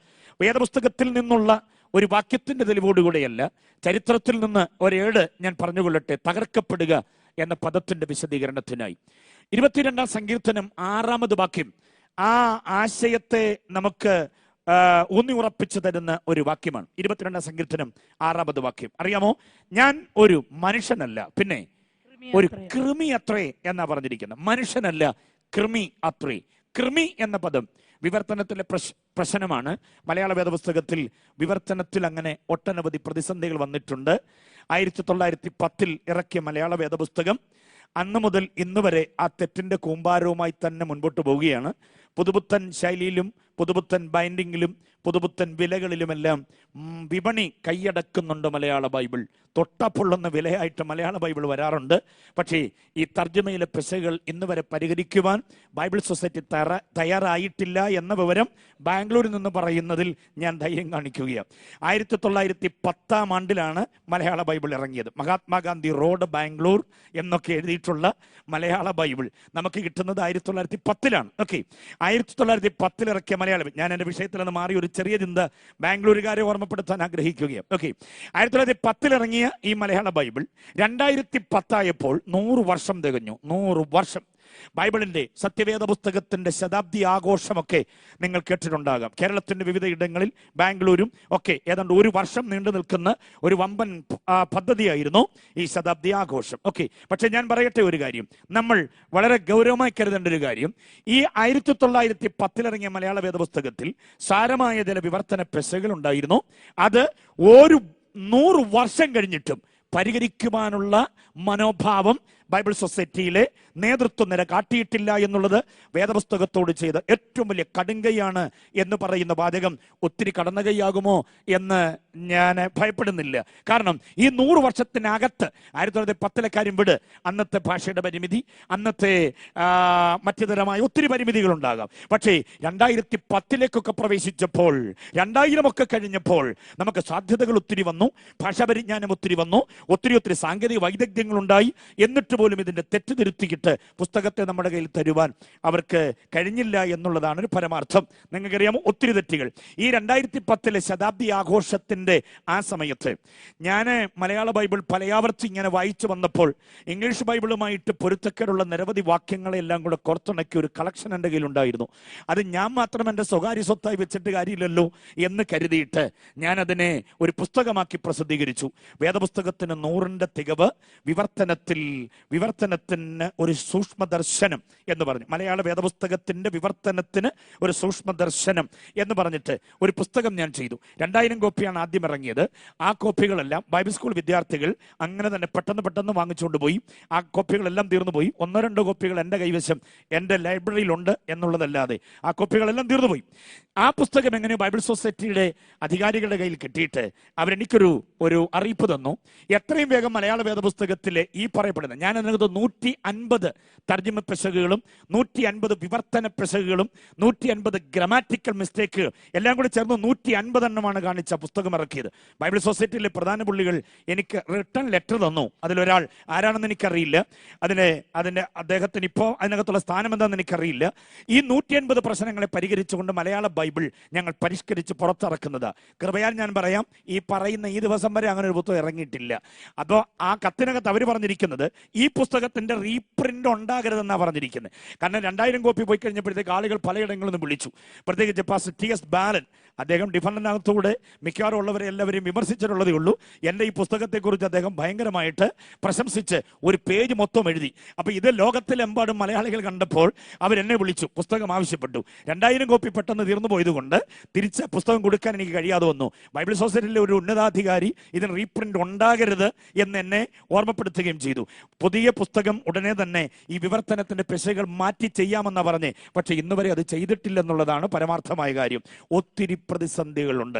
അതിലൊരു ഒരു സംഗതിയാണ് ഞാൻ ഈ പറഞ്ഞ, അതൊരു നിസ്സാരമായ കാര്യമായി 22-ന്റെ 6-ാം വാക്യം കൃമി എന്ന് പറഞ്ഞിരിക്കുന്ന ആ ഒരു കുഴപ്പം. അതിലൊക്കെ ഒട്ടനവധി പ്രശ്നങ്ങൾ വേറെയുണ്ട്. യോഹന്നാന്റെ സുവിശേഷം 13-ാം അധ്യായത്തിലൊക്കെ യേശുവിനെ അവഹേളിച്ച മലയാള പുസ്തകത്തിൽ പറഞ്ഞിരിക്കുന്നത്. ഞാനിത് പറഞ്ഞതുകൊണ്ട് 1-2 എണ്ണം നിങ്ങളെ പരിചയപ്പെടുത്തി തരാം. 13-ാം അധ്യായം നിങ്ങൾ കണ്ടിട്ടുണ്ടോ? ഇപ്പം വായിക്കേണ്ട ആരും, ഇപ്പം ആരും വായിക്കരുത്, പിന്നെ നോക്കിയാൽ മതി, റൂമിൽ ചെന്ന് നോക്കിയാൽ മതി. 13-ാം അധ്യായം. യേശു വസ്ത്രം ഊരി വെച്ചു, തോർത്തെടുത്ത് അരയിൽ ചുറ്റി, ശിഷ്യന്മാരുടെ കാൽ കഴുകിയ ശേഷം തോർത്തഴിച്ച് തുടച്ചു. നമ്മുടെ പുസ്തകത്തിലെ കാര്യമായി പറയുന്നു. 13-ാം അധ്യായത്തിൽ അങ്ങനെ എഴുതിയിരിക്കുന്നു. യേശു വസ്ത്രം ഊരി വെച്ചു. തെറ്റാണത്. വസ്ത്രമല്ല യേശു ഊരി വെച്ചത്. തമിഴ് ബൈബിൾ, ഇംഗ്ലീഷ് ബൈബിളിലെ പല വേഴ്സണുകളൊക്കെ പരിശോധിച്ചാൽ അറിയാം, വസ്ത്രമല്ലവൻ ഊരി വെച്ചത്, പുറങ്കുപ്പായം, ഔട്ടർ ക്ലോത്ത് ആണ് മാറ്റിവെച്ചത്. മലയാളത്തിൽ വസ്ത്രം ഊരി വെച്ചു എന്നാണ് എഴുതി വെച്ചിരിക്കുന്നത്. അതിന്റെ ആശയം വല്ലാതെയായി പോവും, വികലമായി പോവും. ഇങ്ങനെ പറയുവാൻ ഒത്തിരി കാര്യങ്ങൾ, 150ഓളം പ്രശ്നങ്ങൾ മലയാള വേദപുസ്തകത്തിലുണ്ട്. ഭയങ്കര ഉപദേശപരമായൊരു പ്രശ്നം പറയാം. 8-ാം അധ്യായം 1-ാം വാക്യം, റോമാലേഖനം 8-ാം അധ്യായം 1-ാം വാക്യത്തിൽ മലയാള വേദപുസ്തകത്തിൽ വായിക്കുന്നത്, ആത്മാവിനെ അനുസരിച്ച് ക്രിസ്തുവേശുവിലുള്ളവർക്ക് ഒരു ശിക്ഷാവധിയും, അത്രേ ഉള്ളൂ. ചെറുതൊരു വാക്യമാണ്. വാക്യമത്സരത്തിന് കാണാതെ പഠിക്കാൻ കൊള്ളാവുന്ന പരുവത്തില് ഈ വാക്യം നമുക്ക് തന്നിരിക്കുന്നത്. ഓക്കെ, ക്രിസ്തുവേശുള്ളവർക്ക് ഒരു ശിക്ഷാവധിയുമില്ല. പക്ഷെ ആ വാക്യം ഇംഗ്ലീഷ് ബൈബിൾ വായിച്ചുള്ളവർക്കറിയാം, തമിഴ് ബൈബിൾ വായിച്ചുള്ളവർക്കറിയാം. ആ വാക്യം ഒരു വലിയ വാക്യമാണ്. എന്താണ് ആ വാക്യത്തിന്റെ പൂർണ്ണരൂപം? ആത്മാവിനെ അനുസരിച്ച്, ജഡപ്രകാരം നടക്കാതെ. തമിഴിൽ മാംസത്തിൻപടി നടവാമൽ എന്നാ പറഞ്ഞിരിക്കുന്നത്. അപ്പം ജഡപ്രകാരം നടക്കാതെ ആത്മാവിനെ അനുസരിച്ച് ക്രിസ്തുവേശുവിൽ ഇപ്പോൾ ആയിരിക്കുന്നവർക്ക് ഒരു ശിക്ഷാവധിയുമില്ല. അപ്പൊ ആത്മാവിനെ അനുസരിച്ച് നടക്കണമെന്നും ജഡപ്രകാരം നടക്കരുതെന്നുമുള്ള 2 വിശേഷ സംഗതികൾ മലയാളിക്ക് തന്നിട്ടേ ഇല്ല. കഥാമദാസൻ ഇന്ന് ഓർമ്മിപ്പിച്ചു തൃത്വത്തെക്കുറിച്ചുള്ള ആ വാക്യം മലയാളത്തിൽ തന്നിട്ടേ ഇല്ല. അപ്പൊ മലയാള വേദപുസ്തകം അനുസരിച്ച് തൃത്വോപദേശം തെളിയിക്കാൻ ഒരു കുഞ്ഞു വാക്യം പോലുമില്ല. ഇംഗ്ലീഷ് ബൈബിൾ നമ്മൾ തപ്പേണ്ടതായുണ്ട്. മലയാളികളോട് ചെയ്തിരിക്കുന്ന ഈ വേദപുസ്തക സംബന്ധമായ കടുങ്കൈ അത് നമ്മൾ തിരിച്ചറിയണം. ഇനി അതുകൊണ്ട് ഞാൻ മലയാള ബൈബിൾ തെറ്റാണെന്നൊന്നും പറഞ്ഞിട്ടില്ല. ഇതിലെ വാക്യങ്ങളുടെ ഈ പ്രശ്നങ്ങൾ, ഗ്രാമർ മിസ്റ്റേക്കുള്ള, വിവർത്തന പ്രശ്നങ്ങളുള്ള, ചില പദങ്ങൾ മാറിക്കിടക്കുന്നതൊക്കെ നമ്മൾ തിരിച്ചറിയേണ്ടതായിട്ടുണ്ട്. ഓക്കെ, അതിൽ ഒരു പ്രശ്നമാണ് 22-ാം അധ്യായം 6-ാമത് വാക്യം. എന്താ, അതൊരു ഗുരുതരമായ പ്രശ്നമോ ഉപദേശപരമായ വിഷയമൊന്നുമാണെന്ന് ഞാൻ സമർത്ഥിക്കുന്നില്ല. പക്ഷെ ഒരു ചെറിയ പ്രശ്നം അവിടെ ഉള്ളത്, ഞാൻ ഒരു കൃമി എന്നല്ല, പിന്നെന്താണ് അവിടെ വരേണ്ടതെന്ന് അറിയാമോ? ഞാൻ ഒരു പുഴു പോലെ ആയിരിക്കുന്നു എന്നാ. പുഴുവും കൃമിയും 2 ഓക്കെ, ഘടനയിലും പ്രവൃത്തിയിലും ഒക്കെ വ്യത്യാസമുണ്ട്. കൃമി ഒന്ന് വേറെ, പിന്നെ പുഴു ഒന്ന് വേറെയാണ്. ഞാൻ ഒരു പുഴു പോലെ ആയിരിക്കുന്നു. ഞാൻ മനുഷ്യനല്ല, ഒരു പുഴു പോലെ ആയിരിക്കുന്നു. എബ്രായ ബൈബിളിൽ പരിശോധിക്കുമ്പോൾ നമുക്ക് മനസ്സിലാക്കാനായിട്ട് കഴിയുന്നുണ്ട്. ആ പുഴുവിനൊരു പേര് കൊടുത്തിട്ടുണ്ട്. 22-ാം സങ്കീർത്തനം ക്രൂശിതന്റെ സങ്കീർത്തനമാണല്ലോ. അതുകൊണ്ട് തീർച്ചയായും കൃമിയല്ല ഇവിടെ വരേണ്ടത്. ഈ പുഴുവിനെ തന്നെയാണ് സങ്കീർത്തനക്കാരൻ ഉദ്ദേശിക്കുന്നത്. ഏതാണ് ആ പുഴുവെന്നറിയാമോ? ആ പുഴുവിനൊരു പേര് കൊടുത്തിട്ടുണ്ട്. ആ പേരാണ് തോല. THOLA, തോല എന്നൊരു പുഴു. അത് ഈ സങ്കീർത്തനം വായിക്കുന്ന എല്ലാവർക്കും അറിയാം. ആ കാലഘട്ടത്തിൽ തോല എന്ന് പറയുന്ന ഒരു തരം പുഴുവിനെ വളർത്താറുണ്ടായിരുന്നു. അതിനെ പ്രത്യേകമായി സംരക്ഷിക്കാറുണ്ടായിരുന്നു. ആ പുഴുവിനെയാണ് സങ്കീർത്തനക്കാരൻ അവിടെ അനുസ്മരിക്കുന്നത്. ക്രൂശിതനായ യേശു തകർക്കപ്പെടുന്നു. ആ തകർക്കപ്പെടുക എന്ന പദത്തിന്റെ വിശദീകരണമാണ് ഞാൻ തരുന്നത്. എന്താണ് ഈ തോല എന്ന പുഴുവുമായി തകർക്കപ്പെടൽ എന്ന പ്രക്രിയയ്ക്ക് ബന്ധം? പറയാം, ശ്രദ്ധിച്ചു കേൾക്കൂ. ജോർദാൻ നദിയുടെ സമതല പ്രദേശങ്ങളിൽ നിബിഡമായി തഴച്ചു വളർത്തുന്ന ഒരു തരം മൾബറി ചെടി പോലെയുള്ള ഒരു തരം, മൾബറിയുടെ വർഗത്തിൽപ്പെട്ടത് തന്നെ, അങ്ങനെ ഒരു തരം ചെടിയെ ധാരാളമായി നട്ടുവളർത്തും. അത് വളർന്ന് വിശാലമായി കഴിയുമ്പോൾ അതിനകത്തു തന്നെ പട്ടുനൂൽ പുഴു പോലെയുള്ള ഒരു തരം പുഴുക്കളെ വളർത്തുക പതിവായിരുന്നു. തവിട്ട് നിറമുള്ള പുഴുക്കൾ, തള്ളവരന്റെ അത്രയും കനം നീളവും മാത്രമുള്ള ഒരു തരം പുഴുക്കൾ. ഈ പുഴുക്കളെ ഈ ചെടിയിലാണ് വളർത്തുക.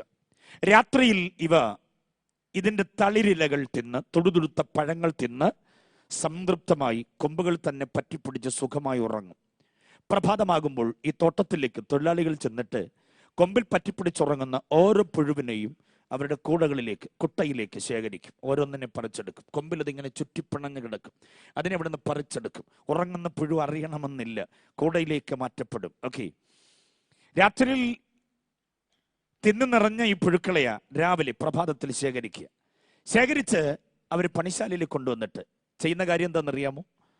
ഈ പുഴുവിനെ കൊണ്ടുവന്നത് ഒരു പ്രത്യേക ഉദ്ദേശത്തിന് വേണ്ടിയാ. കൊണ്ടുവന്നിട്ട് അവര് നല്ലൊരു പാത്രം, നന്നായി കഴുകി തുടച്ച് വൃത്തിയാക്കിയൊരു പാത്രം എടുത്തു വെച്ചിട്ട് ഈ കൂടയിൽ ചിലത് അപ്പോഴും ഉറങ്ങിക്കിടക്കുക, ചിലത് ഇഴഞ്ഞ് പുറത്ത് പോകാൻ തുടങ്ങുന്നുണ്ട്. എല്ലാത്തിനെയും കൂടെ തട്ടിക്കൂട്ടി രണ്ട് കൈയിലേക്കും വാരിയെടുത്തിട്ട് ഈ പാത്രത്തിന്റെ നേരെ വെച്ചിട്ട് ഒരൊറ്റ ഞെരടം കൊണ്ട് ഞെരടും. മനസ്സിലായില്ലേ? തേങ്ങാപ്പീര കയ്യിലേക്ക് വാരി പാല് പിഴിയാൻ അങ്ങനെ അങ്ങോട്ട് തിരുമുന്ന പോലെ ഒരൊറ്റ ഞെരടം കൊണ്ട് ഞെരടുകയാ. ഈ പുഴു പൊട്ടി ഒഴുകി തകർന്ന് ഉടഞ്ഞ് അതിന്റെ ചാറ് മുഴുവനും ഊറി ഈ പാത്രത്തിലേക്ക് അങ്ങ് വീഴുകയായി. ഒരു തുള്ളി പോലും പുറത്തു പോകാതെ അങ്ങനെ അവർ പിഴിഞ്ഞെടുക്കും. അവസാനം 2, 3, 4 പ്രാവശ്യം കയ്യിൽ തഴമ്പുള്ള ഈ തോട്ടം തൊഴിലാളികൾ 2, 3, 4 പ്രാവശ്യം അങ്ങനെ സ്ക്യൂസ് ചെയ്യുമ്പോൾ ഇതിന്റെ ചാറ് മുഴുവനും ഊറി പാത്രത്തിലേക്ക് വീഴുക. എന്നിട്ട് പിസറുണ്ടല്ലോ വാരി കളഞ്ഞിരിക്കും. അത് വീണ്ടും ഈ മൾബറി ചെടിക്ക് വളമാകുകയാണ്. ഓക്കെ, ഇവിടെ തകർക്കപ്പെടുക. അപ്പം ഇവിടെ സങ്കീർത്തനക്കാരൻ 22-ാം വാക്യത്തിൽ പറയുന്നത്, ഞാൻ മനുഷ്യനല്ല, തോല എന്ന പുഴുവിനെ പോലെ എന്ത് ചെയ്യപ്പെട്ടിരിക്കുന്നു? തകർക്കപ്പെടുക. അവനെ തകർത്ത് കളവാൻ യഹോവയ്ക്ക് ഇഷ്ടം തോന്നി. അതുപോലെ തകർക്കപ്പെടുകയാ. ഓക്കെ, അവരുടെ വിരലുകൾക്കിടയിലൂടെ ഈ ചാറ് അവസാനത്തെ തുള്ളിയും കൂടെ ഊറി പാത്രത്തിലേക്ക് വീഴും. എന്താണ് ഈ ചാറ് കൊണ്ട് ഉദ്ദേശിക്കുന്നതെന്നാ ഇവിടെ നമ്മുടെ കുഞ്ഞുങ്ങൾ ഇങ്ങനെ ആകാംക്ഷയോടെ കാത്തിരിക്കുന്നത്. വല്ല സൂപ്പ് ഉണ്ടാക്കാനാണോ, ഐസ്ക്രീം ഉണ്ടാക്കാനാണോ, എന്തിനാണെന്നുള്ളതാ. ഇതിനൊന്നുമല്ല ഈ ചാറ് ഉപയോഗിക്കുക. ഇതിനെ പല പ്രാവശ്യം അരിച്ചെടുക്കും. നല്ല ലിനൻ തുണി കൊണ്ട് അരിച്ചെടുക്കും. അതിനകത്ത് പിശറൊന്നുമില്ലാതെ അത് മാത്രം നേർമയുള്ള ചാറായിട്ട് മാത്രം അവരരിച്ചെടുക്കും. അരിച്ചെടുത്തിട്ട് അതൊരു കൽഭരണിയിലേക്ക് മാറ്റും. ഓക്കെ, കൽഭരണിയിലേക്ക് മാറ്റിയിട്ട് വൈദ്യവിധി പ്രകാരം ചില ഔഷധക്കൂട്ടുകളുണ്ട്, അത് ഇടിച്ച് പൊടിച്ച് ഇതിനകത്ത് ചേർക്കുകയായി.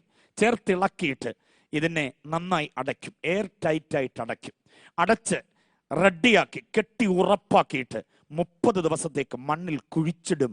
ഈ പുഴുവിന്റെ ചാറ് ഭരണിക്കകത്താക്കി. ഓക്കെ, 30 ദിവസം കഴിയുമ്പോൾ അതിനെ പുറത്തെടുത്താൽ അതിന്റെ മൂടി പൊട്ടിച്ച് നോക്കുമ്പോൾ ഈ പുഴുവിന്റെ ചാറും ഔഷധക്കൂട്ടും കൂടെ ഒരുമിച്ച് ചേർന്ന് വീര്യമുള്ള ഒരു തരം മഷിക്കൂട്ടായി മാറും. ഓക്കെ, ഒരു തരം മഷി. ആ മഷി എന്ന് പറയുന്നത് സാധാരണക്കാർക്ക് ഉപയോഗിക്കാനുള്ളതല്ല. രാജാവിന്റെ നിയമസംഹിതകൾ കാലപ്പഴക്കം വന്നാലും അതിന്റെ തെളിമ മങ്ങാതെ, ഒളിമ മങ്ങാതെ വടിവത്തെ അക്ഷരത്തിൽ രാജാവിന്റെ നിയമങ്ങൾ എഴുതി ഉണ്ടാക്കേണ്ടതിന് വേണ്ടിയുള്ള മഷിയുടെ നിർമ്മാണത്തിന് തകർക്കപ്പെടുന്നതാണ് ഈ പുഴുക്കൾ. അതിന്റെ പേര് മറക്കരുത്, തോല. അതിനെയാണ് 22-ാം സങ്കീർത്തനം 6-ാം വാക്യത്തിൽ സങ്കീർത്തനക്കാരൻ ഉദ്ദേശിക്കുന്നത്, ഞാൻ ആ പുഴുവിനെ പോലെ തകർക്കപ്പെടുന്നു. 22-ാം സങ്കീർത്തനം വിമർശനം വിധേയമല്ല, യേശുവിന്റെ വാക്കുകൾ തന്നെയാണ് എന്ന് കാലങ്ങളായി ചരിത്രകാരന്മാർ ഒരേപോലെ സമ്മതിക്കുന്ന കാര്യമാണ്. 22-ൽ ക്രൂശിക്കപ്പെടുന്ന യേശു, 23-ൽ ഇടയനായ യേശു, 24-ൽ രാജാവായി മടങ്ങി വരുന്ന യേശു. അങ്ങനെ 22, 23, 24 യേശുവുമായി ബന്ധപ്പെട്ട അനുഗ്രഹീത മശിഹയ സങ്കീർത്തനങ്ങളാണ്. ഓക്കെ, അപ്പോൾ പുഴുവിനെ മനസ്സിലായല്ലോ. ഈ പുഴുവിന്റെ ഈ ചാറ് ഔഷധക്കൂട്ടുകളുമായി ചേർന്ന് വീര്യമുള്ള മഷിയായി മാറുകയാണ്. ആ മഷി കൊണ്ട് എഴുതിയതായിരിക്കുന്ന അക്ഷരങ്ങൾ കാലങ്ങൾ എത്ര കഴിഞ്ഞാലും, നൂറ്റാണ്ടുകൾ എത്ര കഴിഞ്ഞാലും അത് ഒളിമങ്ങി പോകത്തില്ല. ചർമ്മലിഖിതങ്ങളിൽ എഴുതി വെക്കുവാനും, പാറയിൽ എഴുതി വെക്കുവാനും, ശിലാഫലകങ്ങൾ എഴുതി വെക്കുവാനും ഒക്കെ ഈ മഷിയാണ് ഉപയോഗിക്കുക. സാധാരണക്കാരന് ഉപയോഗിക്കാൻ പറ്റില്ല. രാജാവിന്റെ നിയമസംഹിതകളാണ് എഴുതി ഉണ്ടാക്കേണ്ടത്. നോക്കുക, ഈ പുഴു ഉടഞ്ഞ് തകർന്ന് ഒഴുക്കി ഇറക്കിയതായ ഈ അതിൻ്റെ ചാറാണ് ഈ അക്ഷരങ്ങൾ എഴുതി ഉണ്ടാക്കാൻ ഉപയോഗിക്കുന്നതെങ്കിൽ ഞാനും ആ പുഴുവിനെ പോലെ തകർക്കപ്പെട്ടു എന്ന് യേശു പറയുമ്പോൾ തീർച്ചയായും നാം തിരിച്ചറിയണം. മത്തായി സുവിശേഷം 26-ലും 1 കൊരിന്ത്യ ലേഖനം 11-ാം അധ്യായത്തിലും മത്തായി സുവിശേഷത്തിൽ യേശുവും കൊരിന്ത്യ ലേഖനത്തിൽ പൗലോസും ഒരേപോലെ സമ്മതിക്കുന്നുണ്ട് പുതിയ നിയമത്തെക്കുറിച്ച്, രക്തത്തിന്റെ പുതിയ നിയമം. അങ്ങനെയാണെങ്കിൽ കാൽവരിയിൽ തകർക്കപ്പെട്ട യേശു അവസാനത്തെ തുള്ളി ചോരയും കൂടെ നമുക്ക് വേണ്ടി ഊറ്റിത്തരുമ്പോൾ പാപത്തിന്റെ കറ കഴുകുവാൻ മാത്രമല്ലത് ഉപകരിച്ചത്, ഒരു പുതിയ നിയമ സംഹിത ആർക്കും മാറ്റിക്കളയാനും ആർക്കും തിരുത്തുവാനും കഴിയാത്ത വിധം എന്നേക്കും ഒളിമങ്ങാതിരിക്കേണ്ടതിന് ഒരു നിയമം എഴുതാനും കൂടെ അവന്റെ രക്തം സഹായകമായി. ബോധ്യമായവർക്കായി ഞാൻ ദൈവത്തെ സ്തുതിക്കുന്നു. തകർക്കപ്പെട്ടത് അതിനു വേണ്ടിയാണ്. ഹല്ലേലൂയ. Yes, okay. അപ്പോൾ അങ്ങനെ യേശു തകർക്കപ്പെടേണ്ടതിന് പിതാവിന്റെ ഇഷ്ടത്തിനും തന്റെ ജനത്തിന്റെ ഇഷ്ടത്തിനും യേശുവിനെ ഏൽപ്പിച്ചു കൊടുക്കുകയായിരുന്നു. ഹല്ലേലൂയ. തകർക്കപ്പെട്ട യേശു, അവനെ അടിച്ചവശരാക്കി. യേശുവിന്റെ ആ ഉപദ്രവങ്ങൾ വളരെ ദയനീയമായി. യേശു അനുഭവിച്ച ഉപദ്രവങ്ങൾ, അനാസിന്റെ കയ്യഫാവിന്റെയും ആസ്ഥാന മണ്ഡപങ്ങൾ വിസ്തരിക്കുമ്പോൾ തന്നെ യേശുവിന്റെ കണ്ണത്തടിച്ചു, അവന്റെ കണ്ണ് കെട്ടി, അവനെ തല്ലി, അവനെ ആക്ഷേപിച്ചു. പിന്നെ ഹെരോദാവ് അവനെ കോലി കൊണ്ട് അടിപ്പിച്ച് അവനെ ധൂമ്രവസ്ത്രം ധരിപ്പിച്ച് രക്ത കൊണ്ട് നിറഞ്ഞവനായിട്ടാണ് തിരിച്ചവനെ രാത്രി നടത്തുന്നത്. പീലാത്തോസ് ജനത്തിന്റെ ഇഷ്ടത്തിലേക്ക് ഏൽപ്പിച്ചു കഴിഞ്ഞപ്പോൾ അവന്റെ പുറമടി ചുഴവിതാല് പോലെ കീറിയത് ഗബ്ബഥായിൽ വെച്ചാണ്. അവനെ മുട്ടുചുരുട്ടി ആഞ്ഞ മുഖത്തേക്ക് കുത്തിയത് ഗബ്ബഥായിൽ വെച്ചാണ്.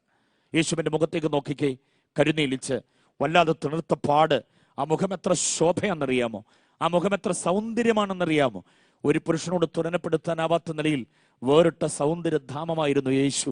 അവന്റെ മുഖത്തേക്ക് ആഞ്ഞ് മുട്ടുചുരുട്ടി കുത്തിയപ്പോൾ ആ മുഖം വിരൂപമായി. സങ്കീർത്തനക്കാരനല്ല, യെശയ്യാ പ്രവാചകൻ പറയുന്ന ഭാഗം നമുക്കറിയാം. കണ്ടാൽ ആളല്ല എന്ന് തോന്നുമാറ് വിരൂപനായി മാറി. അതുമാത്രമാണോ, അവന്റെ മുഖത്തേക്ക് അവർ കാർക്കിച്ചു തുപ്പി. അത് ഏറ്റവും അസഹനീയമായ ഒന്നാണ്. ഒരു പിതാവിന്റെ തുപ്പലിന്റെ ഒരു കണികയെങ്കിലും ഒരു പെൺകുട്ടിയുടെ ദേഹത്ത് വീണാൽ പിതാവ് അകത്തിരുന്നു കൊണ്ട് തുപ്പി. കാറ്റ് വന്നതിന്റെ ഒരു കണിക ഒരു പെൺകുട്ടിയുടെ ദേഹത്ത്, ആ പിതാവിന്റെ മകളുടെ ദേഹത്ത് വീണുപോയാൽ 7 ദിവസം അവൾ അശുദ്ധിയായി പാളയത്തിന് പുറത്തു കിടക്കണം. അതാണ് ലേവ്യ നിയമം. തുപ്പലുമായി ബന്ധപ്പെട്ട നിയമം വളരെ കഠോരമാണ്. ഇവിടെ ഇതാ റോമൻ പടയാളികൾ യേശുവിന്റെ മുഖത്തേക്ക് കാർക്കിച്ച് തുപ്പി. ആ കാർക്കിച്ച് തുപ്പുമ്പോഴുള്ള കട്ടക്കഫവും തുപ്പലും കൂടെ ഒരുമിച്ച മുഖത്തെ കാഞ്ഞു പതിഞ്ഞിട്ട് ഒരു വികൃത പടം തീർത്തത് താഴേക്ക് ഒഴുകി ഇറങ്ങുന്നുണ്ട്. എത്ര ലജ്ജാകരമാണ് നോക്കൂ ആ അവസ്ഥ. ഇതെല്ലാം ചെയ്യിക്കുവാൻ പീലാത്തോസ് പ്രേരിപ്പിക്കുന്നത്, ഇത്രയും ക്രൂരമായി ഇവൻ പീഡിപ്പിക്കപ്പെടുമ്പോഴെങ്കിലും ക്രൂശിക്ക എന്ന ആക്രോശം നിർത്തിയിട്ട് ഇത് മതി എന്നവർ പറയുമ്പോഴെങ്കിലും ഇവനെ വിട്ടയക്കാമെന്ന പീലാത്തോസ് കരുതുന്നത്. പക്ഷേ ഇത് എല്ലാം കഴിഞ്ഞ് പീലാത്തോസ് ജനത്തിന് മുമ്പിലേക്ക് ആ മനുഷ്യൻ ഇതാ എന്ന് പറഞ്ഞ് നീക്കി നിർത്തുമ്പോഴും ജനം ആക്രോശിക്കുന്നു, അവനെ ക്രൂശിക്ക, ഇത് പോരാ, അവനെ ക്രൂശിച്ചേ മതിയാകുകയുള്ളൂ. പീലാത്തോസ് ചോദിക്കുന്ന ഒരു ചോദ്യം വളരെ ശ്രദ്ധേയമായൊരു ചോദ്യമാ. ഇവൻ ചെയ്ത കുറ്റം എന്ത്? ഇവൻ ചെയ്ത കുറ്റം എന്ത്? പീലാത്തോസ് ചോദിക്കുന്ന ആ ചോദ്യം അവനെ അടിച്ചവരോടോ ഉപദ്രവിച്ചവരോടോ ആക്ഷേപിച്ചവരോടോ പരിഹസിച്ചവരോടോ അല്ല. ആ ചോദ്യം നമ്മുടെ മനസാക്ഷിയുടെ നേരെയാണ് മുഴങ്ങുന്നത്. അവൻ ചെയ്ത കുറ്റമെന്ത്? നിരുപാധികമായി നാം സമ്മതിക്കണം, അവനൊരു കുറ്റം ചെയ്തിട്ടല്ല, ഞാൻ ചെയ്ത കുറ്റമാണ്. ഞാനാണ് കുറ്റം ചെയ്തത്. സമ്മതിക്കാൻ കഴിയുന്നവർക്കായി ഞാൻ ദൈവത്തെ സ്തുതിക്കുന്നു. ഞാൻ ചെയ്ത കുറ്റമാണ് അവനെ കണ്ടാൽ ആളല്ല എന്ന് തോന്നുമാറ് വിരൂപനാക്കി മാറ്റിയത്. സ്തോത്രം. പീലാത്തോസിന്റെ ഈ ചോദ്യം സത്യത്തിൽ എല്ലായിടത്തും ചോദിക്കപ്പെടേണ്ട ചോദ്യമാ. യേശു ചെയ്ത കുറ്റം എന്താണ്? യേശു ഒരു കുറ്റവും ചെയ്തിട്ടില്ല. കുറ്റം ചെയ്ത മാനവകുലത്തിന്റെ രക്ഷാകര ദൗത്യത്തിനാണ് യേശു ഇത് അനുഭവിക്കുന്നത് എന്ന് നാം തിരിച്ചറിയണം. ഓക്കെ, അവനെ അടിച്ചവശനാക്കി. ഈ ഗബ്ബഥായിൽ വെച്ചാണ് യേശു ഏറ്റവും അധികം ക്രൂരമായി മർദ്ദിക്കപ്പെടുന്നത്. അതിനുശേഷം ഗബ്ബഥ മുതൽ ഗൊൽഗോഥ വരെയുള്ള അവന്റെ പ്രയാണം അത് അടുത്ത ദിവസം നമ്മൾ പഠിക്കാം. ഇന്ന് പകലിൽ ഞാൻ ഈ ഭാഗം ഇവിടെ കൊണ്ട് അവസാനിപ്പിച്ചിട്ട് യേശുവിന്റെ വ്യക്തിത്വത്തിന്റെ ആ മഹത്വപൂർണമായ ചിന്തയിലേക്ക് നിങ്ങൾ കൊണ്ടുവരാൻ ആഗ്രഹിക്കുകയാണ്. അവന്റെ തലയിലേക്ക് അവര് അടിച്ചിറക്കിയ മുൾക്കിരീടം നമുക്കറിയാം. ആ മുൾക്കിരീടം ഉണ്ടാക്കേണ്ടതിന് വേണ്ടി അവർ പറിച്ചെടുത്തൊരു കാട്ടു ചെടിയുണ്ട്. മറക്കരുത്, അതിന്റെ പേര് ക്രൂസേലിയ എന്നാണ് ആ ചെടിയുടെ പേര്. ക്രൂസേലിയ എന്ന് തന്നെ അതിന് പേരുള്ള ഒരു ചെടിയാണ്. 4 ഇഞ്ച് അകലത്തിൽ അതിന് മുള്ളുകളുണ്ട് 2 വശത്തും. ഓരോ മുള്ളിനും 5 ഇഞ്ച് നീളമുണ്ട്. 5 മുതൽ 6 ഇഞ്ച് വരെ നീളമുള്ള മുള്ളുകളാണ് ക്രൂസേലിയ എന്ന ചെടിയുടെ പ്രത്യേകത. വെട്ടിയെടുക്കണം അത് പോരണമെങ്കിൽ. സാധാരണ പിടിച്ചാൽ പറഞ്ഞു പോരില്ല, അത്രയ്ക്ക് കടുപ്പമുള്ള ഒരുതരം കാട്ടുവള്ളിച്ചെടിയാണ്. ഭയങ്കരമായി ചൂടുള്ള പ്രതലത്തിൽ അതിവേഗം വളർന്ന് കയറുന്ന ഒരു തരം കാട്ടുചെടി. അത് പറിച്ച് വെട്ടിയെടുത്തുകൊണ്ട് വന്നാണ് വളച്ച് അവർ ഈ കിരീടമുണ്ടാക്കിയത്. അതിലെ ഫ്ലാവിയസ് ജോസീഫസിന്റെ ദ ക്രൂസിഫിക്ഷൻ ഓഫ് ജീസസ് എന്ന പുസ്തകത്തിൽ ഒരു ഭാഗത്ത് അദ്ദേഹം യേശുവിന്റെ ക്രൂശീകരണത്തെ കുറിച്ച് പറയുന്ന ഭാഗത്ത് ഇങ്ങനെ പറയുന്നുണ്ട്. അതിൽ ഒരു 5 ഇഞ്ച് നീളമുള്ളൊരു മുള്ള് യേശുവിന്റെ വലത്തെ കൺകോണിലൂടെ തലയൊട്ടി കിഴിച്ച് പുറത്തേക്ക് തള്ളി നിന്നിരുന്നു. അത്രമാത്രം ക്രൂരമായിട്ടാണ് ആ മുൾക്കിരീടം അവർ വെച്ചത്. തങ്കക്കിരീടം വെക്കേണ്ടിയ, നീതിയുടെ കിരീടം വെക്കേണ്ടിയ അവന്റെ തലയിൽ മനുഷ്യൻ സമ്മാനിച്ചത് ഈ മുൾക്കിരീടമായിരുന്നു. ഇതെല്ലാം കൂടെ അവന്റെ തലയിലേക്ക് വെച്ചിട്ട് അവന്റെ കയ്യിലൊരു കോലും പിടിപ്പിച്ച് അവനെ ഒരിടത്തേക്ക് പിടിച്ചിരുത്തിയിട്ട് വട്ടം നിന്ന് അവർ പരിഹസിച്ചു. പ്രവചിക്ക്, പ്രവചിക്ക്. കണ്ണ് കെട്ടിയിട്ട് അവനോട് പറഞ്ഞു, പ്രവചിക്ക്, ആരാ നിന്നെ തല്ലിയത്? അവിടെയും ഇവിടെയും നിന്ന് കുത്തുകയും തോണ്ടുകയും ചെയ്തിട്ട് ഒരു കളിപ്പാവെ പോലെ എൻ്റെ യേശുവിനെ ഗബ്ബഥായിൽ അവരാക്ഷേപിക്കാവുന്നതിന്റെ പരമാവധി ആക്ഷേപിച്ചു. അപ്പോഴും ഒരു കാര്യം നാം വിസ്മരിക്കരുത്, അവനിൽ കുറ്റമില്ല,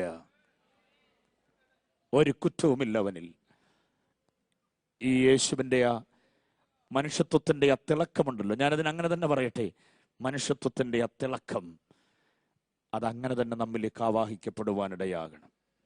ആക്ഷേപങ്ങളും നിന്ദകളും നിരാശകളും ഒട്ടനവധി പ്രക്ഷുബ്ധമായ അനുഭവങ്ങൾ ജീവിതപ്പടകിന് നേരെ അടിച്ചുയർന്നാലും അരുമനാഥന്റെ അഗ്നിമയമായ കണ്ണുകളുടെ മുമ്പിൽ കുറ്റമില്ലാത്തവളായി, കുറ്റമില്ലാത്തവനായി നിലയുറപ്പിക്കാൻ നമുക്ക് കഴിയണം. Price the Lord. ഗബ്ബഥായിലെ യേശുവിനെ ഞാൻ വീണ്ടും പറയുന്നു, കുറ്റമില്ലാത്ത യേശു. ഇനി നമുക്കതിന്റെ ഉപദേശ വസ്തുതകളിലേക്ക് പോകാം. ആ വ്യക്തിത്വത്തെ നമ്മുടെ ജീവിതത്തിലേക്ക് പകർത്തുവാനുള്ള വാക്യങ്ങളും അതിന്റെ വിശദീകരണവുമാണ് ഇനിയുള്ള സമയത്ത് ഞാൻ നൽകുവാൻ ആഗ്രഹിക്കുന്ന ഒട്ടേറെ വാക്യങ്ങളിലൂടെ നമുക്ക് മുൻപോട്ട് പോകാം. നമുക്ക് ഫിലിപ്പിയ ലേഖനം, യേശുവിന്റെ മനുഷ്യത്വത്തിന്റെ തിളക്കം അറിയേണ്ടതിന് വായിക്കാം. ഫിലിപ്പിയ ലേഖനം 2-ാം അധ്യായം അതിന്റെ 6, 7, 8 വാക്യങ്ങൾ. 8-ാം വാക്യത്തിലാണ് യേശുവിന്റെ മനുഷ്യത്വത്തിന്റെ തിളക്കം നമുക്ക് വായിപ്പാൻ കഴിയുന്നത്, വിളക്കം വായിപ്പാൻ കഴിയുന്നത്. വായിക്കാം. അവൻ ദൈവരൂപത്തിലിരിക്കെ ദൈവത്തോടുള്ള സമത്വം മുറുകെ പിടിച്ചുകൊള്ളണമെന്ന് വിചാരിക്കാതെ ദാസരൂപമെടുത്തു. മനുഷ്യ സാദൃശ്യത്തിലായി തന്നെത്താൻ ഒഴിച്ച് വേഷത്തിൽ മനുഷ്യനായി വിളങ്ങി. ഓ ഹല്ലേലൂയ. വേഷത്തിൽ മനുഷ്യനായി തീർന്നു എന്ന് പറഞ്ഞാൽ മതി. പക്ഷെ പൗലോസിന്റെ എഴുത്തല്ലേ? പൗലോസിന്റെ എഴുത്ത് എന്ന് പറയുന്നത് വേറെ ആരുടെയും എഴുത്ത് പോലെയല്ല, വേറിട്ടൊരു ശൈലിയുണ്ട്.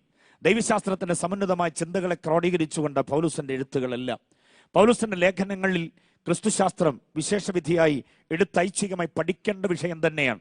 പൗലോസിന്റെ ലേഖനങ്ങളെല്ലാം ക്രിസ്തു അങ്ങനെ അങ്ങോട്ട് നിഴലിട്ട് നിൽക്കുന്ന ഒട്ടനവധി വാക്യങ്ങളുണ്ട്. എല്ലാ വാക്യങ്ങളിലും ക്രിസ്തുവിന്റെ മഹത്വപൂർണമായ ഓരോ ഭാവങ്ങളും രൂപങ്ങളും താൻ അക്ഷരം കൊണ്ട് വരച്ചു കാട്ടുന്നുണ്ട്.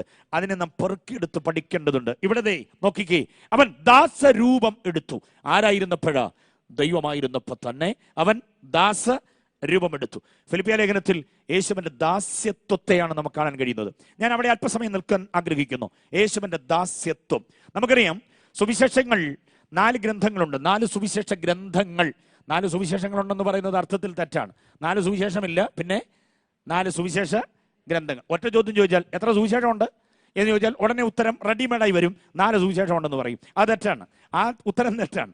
4 സുവിശേഷമില്ല, പിന്നെ എത്ര സുവിശേഷമേ ഉള്ളൂ? ഒറ്റ സുവിശേഷം. 4 സുവിശേഷം ഉണ്ടെന്ന് പറഞ്ഞാൽ 12, 46 ശിഷ്യന്മാർ വേണം, 4 യേശു വേണം, 4 ക്രൂശ് വേണം. അതാകെപ്പാടെ കുഴഞ്ഞു പോകും. അതുകൊണ്ട് 4 സുവിശേഷമില്ല, ഒറ്റ സുവിശേഷത്തെ അടിസ്ഥാനമാക്കി 4 സുവിശേഷ ഗ്രന്ഥങ്ങൾ ആണുള്ളത്.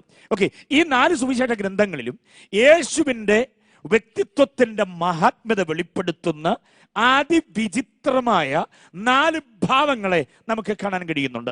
മത്തായി സുവിശേഷം, മർക്കോസ്, ലൂക്കോസ്, യോഹന്നാൻ. ഓക്കെ, ഈ 4 പുസ്തകങ്ങളെയും 4 ജീവികളുടെ മുഖത്തോട് ഉപമിക്കുന്നുണ്ട്. ആ ചരിത്രമൊക്കെ നിങ്ങൾ കേട്ടിട്ടുണ്ടാകാം. കർത്താവിൽ അനുഗ്രഹീതരായ ദൈവദാസന്മാർ, വേദപണ്ഡിതന്മാരായവർ ഇവിടെ വേദി കൈകാര്യം ചെയ്തിട്ടുണ്ട്. അതുകൊണ്ട് നിങ്ങൾക്ക് ആ ചിന്ത കിട്ടിയിട്ടുണ്ടാകാം. എങ്കിലും ഈ വിഷയത്തുള്ള ബന്ധത്തിൽ ഞാനത് ഒന്നുകൂടെ ഓർമ്മപ്പെടുത്താൻ ആഗ്രഹിക്കുന്നു. ലഭിക്കപ്പെടാതെ പോയ ആർക്കെങ്കിലും അത് ലഭിക്കപ്പെടാതെ പോകരുത് എന്നുള്ളത് കൊണ്ട് ഞാൻ ഒന്നുകൂടെ ആവർത്തിക്കാൻ ആഗ്രഹിക്കുന്നു. ശ്രദ്ധിക്കണം, മത്തായി സുവിശേഷം മുതൽ യോഹന്നാന്റെ സുവിശേഷം വരെയുള്ള 4 സുവിശേഷ ഗ്രന്ഥങ്ങളിലും യേശുവിന്റെ ഭാവത്തെ വെളിപ്പെടുത്തുന്ന 4 ജീവികളുടെ മുഖം നമുക്ക് കാണാൻ കഴിയുന്നുണ്ട്.